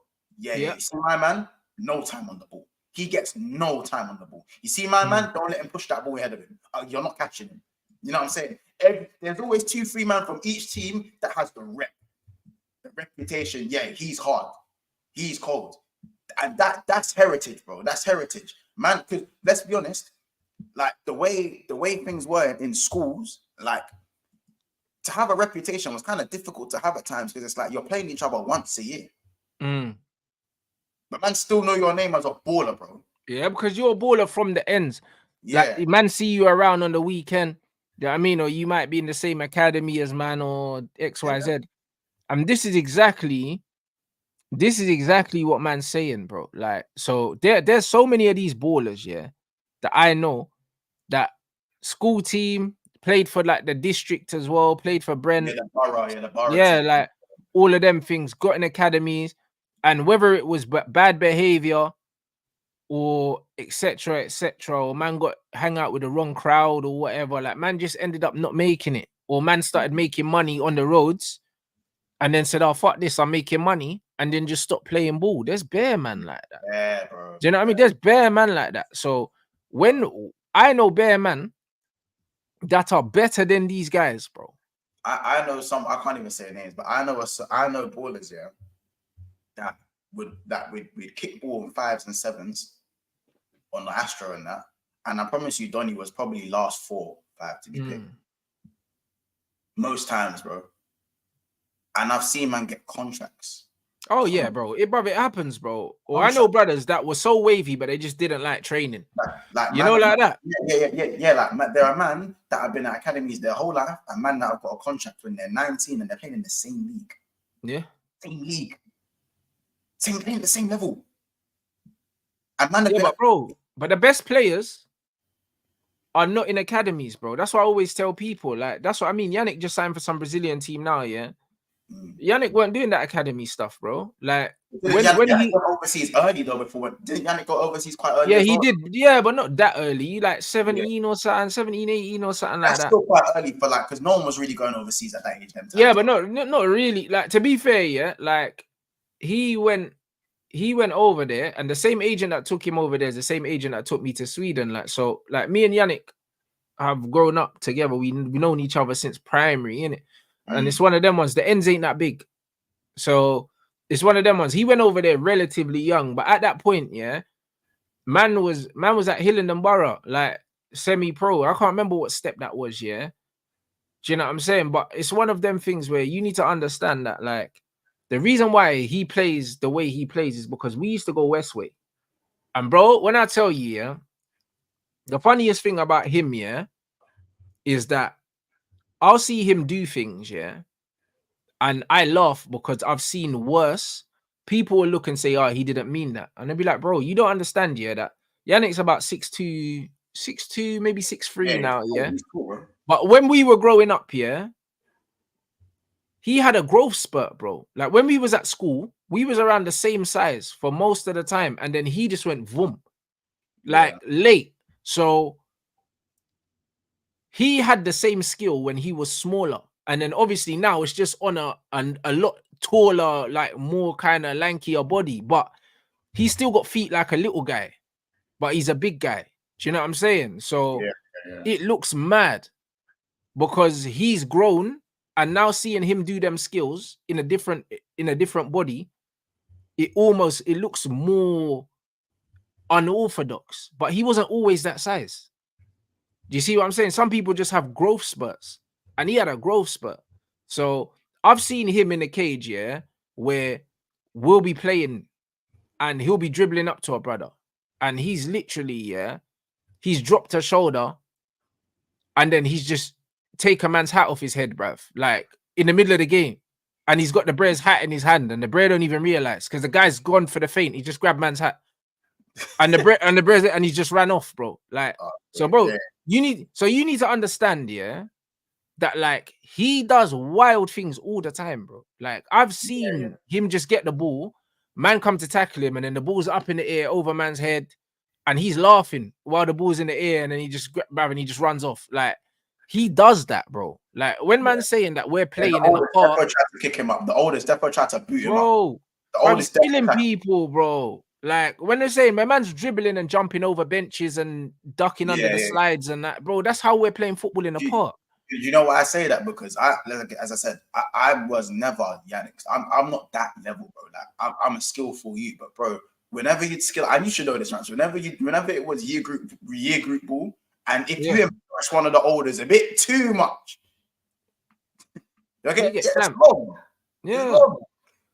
You're getting banged. Bro, trust me, them I will tell you, and that's what it is. In the ends, man, know who the ballers are. Yeah, do you know what I'm saying? Like, trust me. With my team was just not my team was just nutmegged. It was crazy. Like every time, like man would just get in nutmegged. Like anyone that's grown up playing football with me knows that if I'm playing, nutmegs are guaranteed, bro. They're guaranteed. It doesn't matter. I don't remember finishing a game of football without one, at least one, because I need one. So I need that, bro. I feel like I have not played well unless somebody gets megged. Bro, I'll be real. Like I could score a hat trick, and if I don't get a meg, I'm not happy, bro. Because there's nothing else in football, yeah, that gets the same response from the crowd than a nutmeg. There's nothing. Not even a goal, bruv. You could score a bicycle kick, bro. You see when you nutmeg someone and them man, and you see their soul leave their body, bro. It's crazy. There's nothing like it. The best Bro, one is, you know, when Bakayoko nutmegged Kiwior in the Champions League, and the camera pans to the bench, and everyone's like this. Bro, listen, bruv. If you look at Adel Taarabt, yeah, some of the nutmegs, bro. Yeah, and you see man get nutmegged, yeah, and you just see other players just like the anguish on their face, bro. Yeah, there's nothing like a nutmeg, bro. Hear it still. There is nothing like a nutmeg in football, bro. And for me, that little soul nutmeg, bruv, when you just roll the ball with your sole of your foot through someone's legs, is so rude, bro. That nutmeg there, because defenders always rush in, bare overzealous, and you just roll the ball through their legs just casually, bro. And it's the best nutmeg, bro, for me. If I can't roll the nutmeg, bro, you grow up on the playground, that's what it's about, bro. All the elasticos and all them things there, they're not exciting like a nutmeg, bro. Like, bro, man, stop the game and pick up the ball when man get nutmegged. I like an elastico though. I like it. I'll be real. I like it. Yeah, but I like that move as well. But bro, when you nutmeg, man, stop the game. Yeah, bro. Man, stop the whole game. When you're playing on the road and man get nutmeg, man, pick up the football, say nah. Game, bro, that's a goal. Yeah, no, I hear it. The whole game stops when you make someone like that. It's nasty.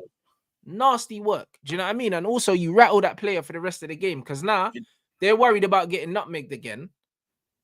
Do you know what my thing? And then you got them on toast. Do you know what my thing is? The turn that, like, to be fair, in 11 aside, I don't really do it too much anymore because I play too high up the pitch. I play as a false 9 now. But like, if it's sevens, yeah, so you can kind of maybe be a bit more flary with your feet and that, yeah. I'll be so real. You see the Thiago turn. It's nasty, yeah. It's nasty. It's nasty. You see, that's like your nutmeg to you. Yeah. Thiago turned to me. That turns crazy. But the thing is with that, yeah, if you get a proper dickhead, yeah, you'll just claw your ankles off. Yeah, that's what happens to man. That's what happens to me. I get, bro. Anyone who's played ball with me, watch my. I get kicked a lot in it. But that Thiago turn, because you know what it is. It's not even when he does it first time. It's when he stops the ball. You know when he kills the ball dead, right? Yeah. You know when he kills the ball and does it. He kills it and goes. Then drops the shoulder, then spins off. Yeah, it's nasty. Bro. It's nasty. When he done it to Maddison.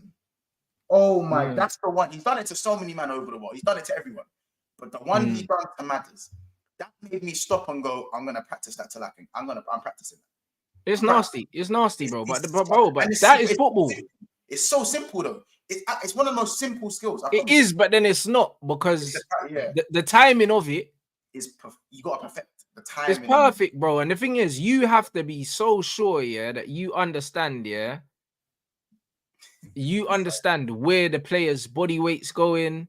Yeah. Do you know what I mean? You have to understand everything. Big up Saeed, because when the ball comes up to you, yeah, when the player's coming this way, you need to understand that you're receiving a ball and you have to anticipate that what side that they're coming on, and you have to use their momentum to keep them going and then go the other way. So you need to, bro, the timing is key, bro, because if you mistime that, bro, and they nick the ball off you, they're through. Because he's doing that in the 6, bro. Like, he's not doing that high up the pitch. He's doing that in areas where if he loses the ball... Yeah, you're done. You're cooked. Do you know what I mean? And this is what it is. So, man need to understand, yeah, that players like Busquets as well, even when you see Rodri playing one touch most of the game, yeah, it's because their football IQ is so high, yeah, that these men don't need more than one touch, bro. They know where this player's going. They can calculate that, yo, I've got 1.6 seconds now to make a decision to release the ball. These man, the way these men are doing like maths in their brain, yeah, is not normal. That's why most men can't play like that, bro. Because if it was so simple to do these things, yeah, everyone would do it. Yeah, certain men just know, like they just, like, do you know what it is? I call it it's the 2020 vision thing where man not there, it's you're 3 steps ahead, the Iniesta, the Xavis. I even throw Pogba in there as well as I still throw Pogba in there in them conversations. Well, the best. Oh yeah, he's there, bro. So there, like, and I said, and the reason I throw Thiago in there, and people always laugh at me about the Thiago thing. Yeah, I even say, even when the manager bantered me about Thiago's fitness, I still say Thiago is Liverpool's best midfielder technically, and it's not. He is. Bro, forget fitness. Thiago, yeah, is one of the best midfielders of his generation. I don't care about fitness. Because none of that don't mean that don't mean nothing to me. Do you know what I mean? Because people say that Mike Tyson, yeah, is one of the best boxers ever. But Mike Tyson only had like 3 good years, blood, in his whole career.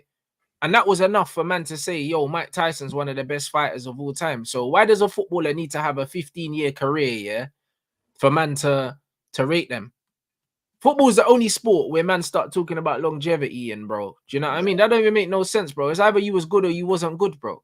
So do you put VVD in them conversations when people say best defensive, like top 5 in the Prem history and that? Because people say no, I don't put Van Dijk in there. The reason why I don't put Van Dijk in there, yeah, is because defensively, I don't think Van Dijk is as good as people say he is. I think as a complete footballer, he's good. On the ball, he's one of the best centre-backs on the ball that man have seen in terms of his ability to spray the ball and his reading of the game and stuff like that. And also, he's a freak of nature athletically. He's like 6'5". Do you know what I'm saying? And he's fast, And he's quick. Do you know what I'm saying? But most of his defensive qualities, yeah, are his physical attributes. They're not necessarily like the reading of the game. Do you know what I'm saying? On the ball, he can play a pingers like 60-yard backspin, whatever. Mervyn comment, by the way, that Mervyn comment, the stop starting, fucked. Yeah, but bro, but that's what the best players do. Yeah. That's a little man thing though. That's what them little short man do. Yeah, if you're over 5'7", you can't play that. Yeah, it's like that there. You see when you got the low center of gravity and you can start in the same motion. It's that the short man thing, bro. I had a baller in my futsal team called Messi. Yeah, that we used to call Messi and that Saeed, Somalian, and he was like that. Stop, start, bro. Foot on the ball. Drop the shoulder and he's gone. You get me?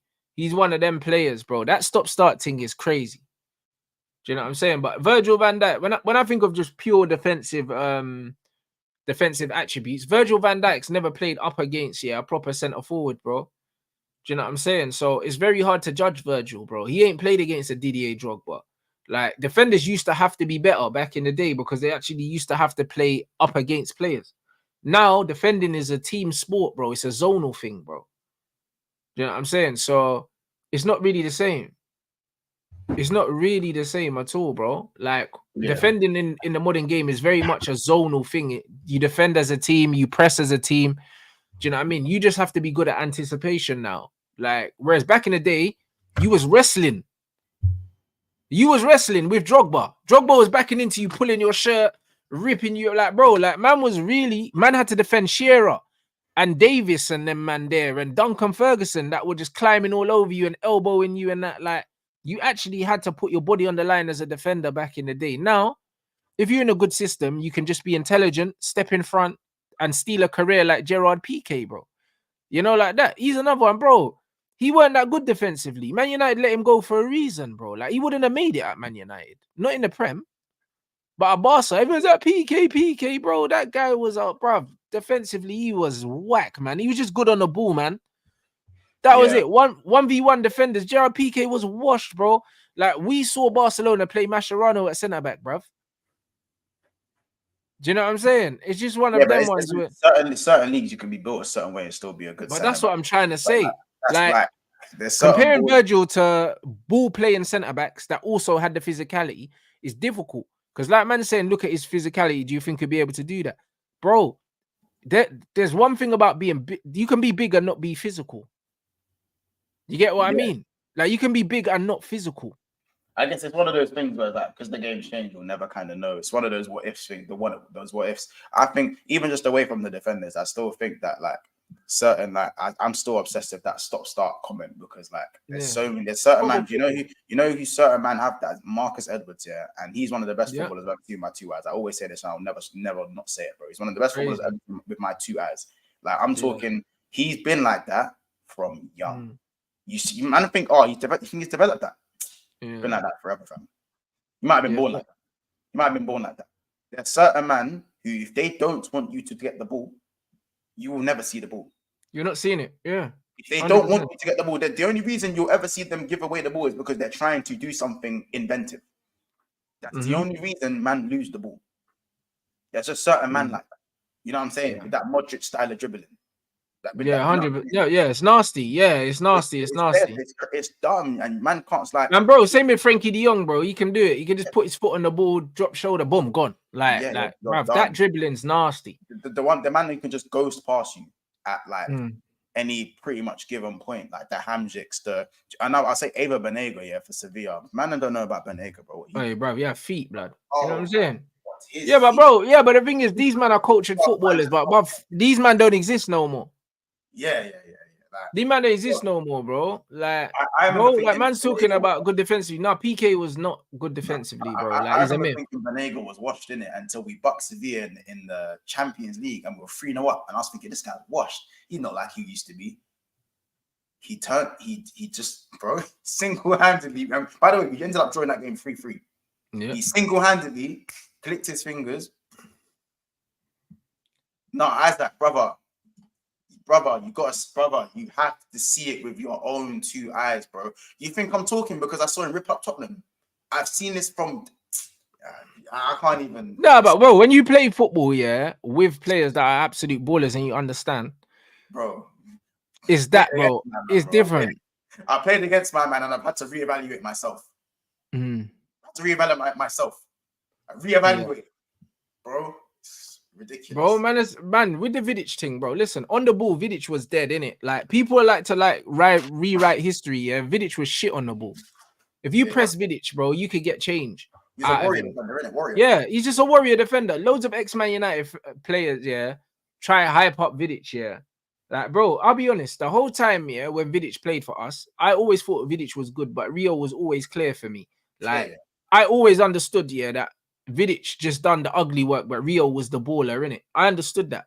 A lot of these ex-Man United players talk about Vidic like he was Rio Ferdinand, like bro. he was no, like he was Yap Stam. Yeah, like he was Yap Stam. He weren't Yap Stam. Yap Stam is in my all-time Man United 11, and he's in my all-time Premier League 11 because Yap Stam's one of the greatest centre-backs of his generation. Like, Yap Stam was clear of Vidic, bro. These men talk about Vidic like he was Stam. Vidic weren't Stam, bro. Vidic was that centre-back that you wanted in the trenches with you because he threw his body on the line, in the air, everything like that. He was great. But he was a warrior, bro. He wasn't a baller. On the ball, he was whack, bro. I remember man was clumsy in his Pumas and that. Didn't need to be good on the ball them days. No, but he didn't. But bro, back in the day, had someone who was competent next to you anyway. But back in the day, football, you used to run more ISOs in football. Yeah. Now football is very much zonal, yeah, and it's a team. You defend as a team. That's why a lot of guys that aren't good defensively can have a career. Like Kyle Walker and guys like that, bro. Like, bro, back in the day, it used to be right back versus left winger. If the right back goes, the left winger goes with him. When the left winger comes, the right back goes back. It was isolation. It was duels. Now in modern football, there's no duels. Vidic used to be 1v1. Exactly. So Vidic used to be in 1v1s with strikers and have to wrestle for the ball, win the ball, and he done that. He was a warrior. Do you know what I'm saying? But that's why I'm saying with Virgil's playing in a zonal era. He's not really being isolated by centre forwards. The same way you don't see Erling Haaland, yeah, playing isolation with centre backs and backing into them and all of that, bro. He just drifts in and out in space and scores and that. But if he was playing in the era where centre backs were pulling your shirt and kicking you and all that, bro, he ain't scoring half the goals, bro, because he wouldn't be allowed to. You get dominated out the game. Do you know what I'm saying? When you look at Drogba was dominating centre halves, bro. That Drogba was making centre halves feel how strikers feel when centre halves are all up on you, blood. If you played up front before and you've had a centre half that's stepping on your heels, pulling your shirt, climbing all over you to win headers, the ball's up in the air and the centre half's climbed over you and you got a forearm in the back of your head. If you don't know about all that, makes you want to ask the ball for feet and not in behind. Bro, that's what I'm saying. When you know, when you've played that way, it's a different game altogether. Different game, bro. So seeing Virgil now being able to kind of do the sweeping thing, win the ball, play it out and all that, that's great. But what I'm saying is he's never had to deal with a Drogba. He's never had to deal with a Duncan Ferguson. He's never had to deal with these kind of players. So I don't know how he deals with those players. So it's very hard to compare him. He has dealt with the Messi's, Ronaldo. But it's a different game. It's a different game because, for instance, I've seen good defenders. Yeah, like Arsenal got probably the best defense in the league right now. Yeah, but I've seen Ivan Toney just mad them up because he's physical with it. You know them one. So it's all well and good. Nightmare situation, like it's that. But I even say that about guys who, for me, doesn't even rank too high for me. It's like Nunes. Yeah. Nunes is one of those guys who I actually think, even though he's not technically sound, he's probably a striker that probably would have done better about 10 years ago, because Nunes just wants to run and fight, and shoot. Like on the passing thing, like Salah said it. Salah even said in an interview the other day, he was like, Nunes don't really want the ball to his feet like that. No, he doesn't. He wants it in space. He says he points to the space. He says, give me the ball there and let me shoot. And it's very simple 3-step football. None of this, give the ball to feet, move it, exploit the space, move it back. Now I run and then you give it to me. And this comment's spot on as well. Rudiger batted up Haaland, bruv.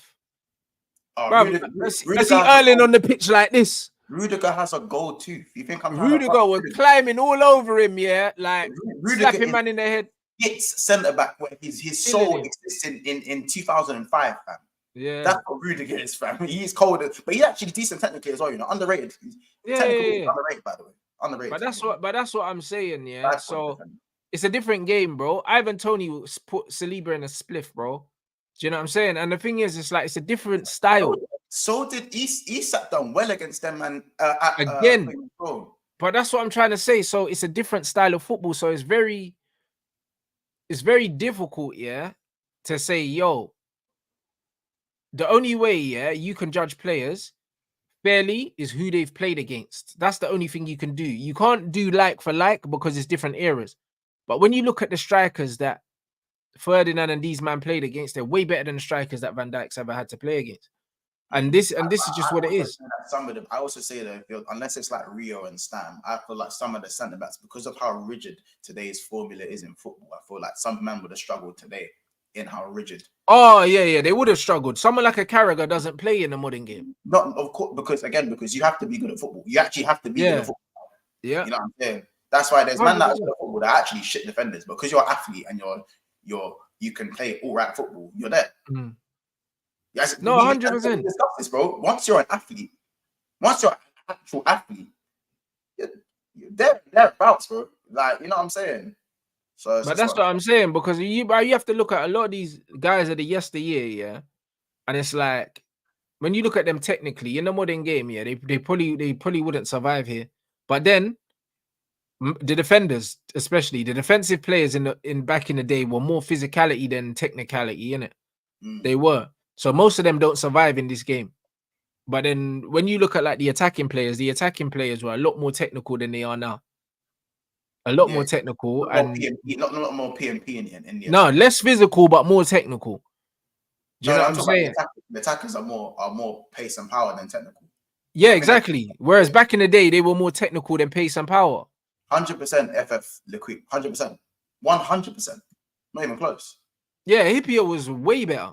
Technically, everything like that. He was. Because remember, I'm a slightly younger Liverpool fan, innit? So Hippier is actually, arguably, is he the before like Van Dijk and that? Was he the best Liverpool centre back I've seen?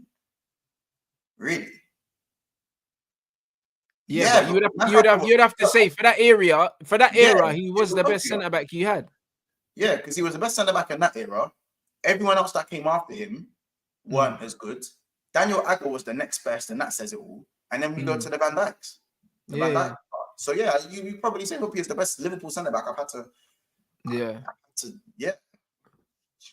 100%. Yeah, bro. Listen, players are a product of their eras, bro. 100% they are, bro. The fact that Shaq, couldn't take free throws, and then you see what Giannis is doing now, like, it don't make sense. Like, everyone will agree. They'll say that Shaq's the most dominant player of his era and all these other things. But, bro, man couldn't shoot free throws, blood. And then you see what Giannis is doing. Giannis is shooting threes, bro. Like, Giannis has got a jumper now. And Giannis never had a jumper before. So, but does that mean that Giannis is better than Shaq? Do you know what I'm saying? So, it's like, bro, I'll be honest, like, it's different eras, isn't it? Certain things you can get away with in certain areas, certain things you can't. But there still has to be a balance, bro. And in football, for me, technical ability translates throughout the generations, throughout the eras. Like, you can't see George Best dribbling on them dead pitches and think that he wouldn't be cooking people now, because he would. Do you know what I'm saying? The one thing, yeah, that translates throughout eras is technical ability. Everything else is subjective, like physicality, for instance. Like Virgil, his technical ability back in the day, yeah, would have stood him out. But then his lack of physicality might have been a weakness at the time. I think he would have adapted because man would have. Well, exactly. You would think that if he was raised in that era, he would have adapted because he would have had no choice. Do you see what I'm trying to say? But it's all hypothetical. It's all hypothetical. That's like me saying if Shaq was playing now, he would have had a free throw and he would have had a jump shot. He probably would have had one because he would have had to have one. Yeah. Do you see what I'm saying? So this is why when you're comparing people from different eras, yeah, it's important to make sure that it's not too far away, blood. It has to be like you almost need to be looking at 10-year increments, bro, because the sport changes so much. The sport changes so much in 10 years, even from 2000s to 2010s and 2010s to now. Yeah, there's been such a big change in football, such a big change, bro. And that's why when man are trying to compare players from 20 years apart, yeah, like comparing Bellingham to Zidane, it's like, bro, what are we doing? Like, what are we actually doing? Like, it doesn't even make sense, bro. It was a different game then. It was a complete different game. Like that era of football, yeah. Man wouldn't have been able to play that era of football because if your tech wasn't on in attacking areas, if your tech wasn't on at least 9, you weren't playing. Back in them days, even the ballers that weren't seen as the ballers, like the Gutis and that, yeah, they're better than all the players playing now. Guti was outrageous though. Yeah, but bro, Guti was never the man at Real Madrid at any point. He weren't. I feel like you had to be a fanatic to know what's up. Well, there you go. But they signed Kaká, they signed Bear Man to not give Guti the minutes, bro. He was never the main guy, bro, and he was so loyal, yeah, to Real Madrid. He just stayed there, even though he should have dipped a long time ago. But the fact is, you put Guti in today's game, yeah, he's frying all of these guys, bro. All of them. You remember commercial value still mattered back then, though, because if he was a commercial guy, he was eating as well back then. Well. He was definitely eating as well. But yeah, but that's what I'm saying. And Guti was fake, bro. When you look at some of his assists, nasty. In the modern game now, yeah, people are getting gassed over Erdegaard and stuff like that, bro. Yeah, like watch Guti, bruv. 3 years back heel assist, that infamous, especially the back heel assist, bro. And the mad little dink assist that he played to Zidane as well. He's got some crazy assists. You know the assist is tapped when the whole back line is stagnant. The whole back. He had a couple back heel. He had one long range back heel assist he played, and then he had one where he's through on goal and he back heeled it. Bro, because certain through balls, it's a through ball, it works, but the back line is still able to kind of recover. So the attacker still has to kind of do a lot. His assists, the attacker didn't have to do nothing. Like in terms of, as long as your body was, as long as you weren't square, bro, the whole back line it's caught them off guard. So the back line's like this, so they're having to turn around and then accelerate and run. Bro, man like Raul would eat, bro. Raul eats off my man, bro. Eat him. It's crazy. Nah, bro, it was different, bro. And that's what I mean. So, like, football's changed so much, bro. It's like when man are comparing players, yeah, man really need to understand, yeah, that there's so much that goes into it. So it's very difficult for me to say. Like Virgil's quality for this modern game, but it's like, yeah, maybe he would have picked up the stuff that he needed, but maybe he wouldn't have. We don't fucking know, innit? So comparing him to like Rio and John Terry and all that, bro, it's almost pointless, bro. Yeah. It's almost pointless. By the way, Fernando Gago's his thing died out way too early, by the way. Yeah. Bro, these men are going way back now, bruv. Yeah. Oh, yeah, have you got a show scheduled or No. I didn't get to you before. My show's at 8. So. All right, man. Is there anyone live to do a redirect? I think is Northside live. DG's live. Yeah, say no more. DG's live still. Cool. He's live with Jess though. Yeah, he's live with Jess. So. Yeah, man, I'm gonna raid Deluded, bro. You lot make sure you hail him up, bro. I was in the chat with Deluded yesterday, bruv. Shout out DJs though. I was in the chat in Matisse's thing on Flawless's channel, bruv. So yeah, I'll be doing mine on Friday anyway. So you lot make sure you're there. You lot subscribe to Big Six Bands anyway in the channel. You know what it is. Close to 9K now, man. Couple Yeah, just over 200 away now. So that's it, people. So make sure you subscribe. You got anything that you want to plug? Yeah. So obviously last night we had the overrated 11. I feel like that's going to be a series thing. I feel like we got to do that every week now, because the overrated 11, I'm gonna have to do that with a mega panel with the man them soon as well. Because overrated, it's you know what it is? It's consistently uncomfortable conversation. Yeah. Facts. Uncomfortable. But yeah, today's going to be the underrated 11 at 8 p.m. till 9. So you don't make sure you're there for that. Obviously, Big Six Bands notification bell. Make sure you're there. I usually try and get a panel of 7. So you know, it's gonna be a slick one. I believe you got Troops on Friday as well. In the day, haven't got an exact time. I don't know, he's got to do the school run and that, but it's gonna be in the day. So yeah, those are the next 2 tunes for me. Yeah. But yeah, listen, smack the like button and let's get to. Are we past 100K? I said we. You past 100K? No. We're over 90. We're like nearly at 91. Do you know what I'm saying? Yeah. 100K, 6-figure time. You don't know what time it is. You know what I'm saying? Yeah, bro, it's coming this year. Do you know what I mean? Big up everyone inside. Smash the like. You know what I mean? We'll be back for Red Talk at 7, people.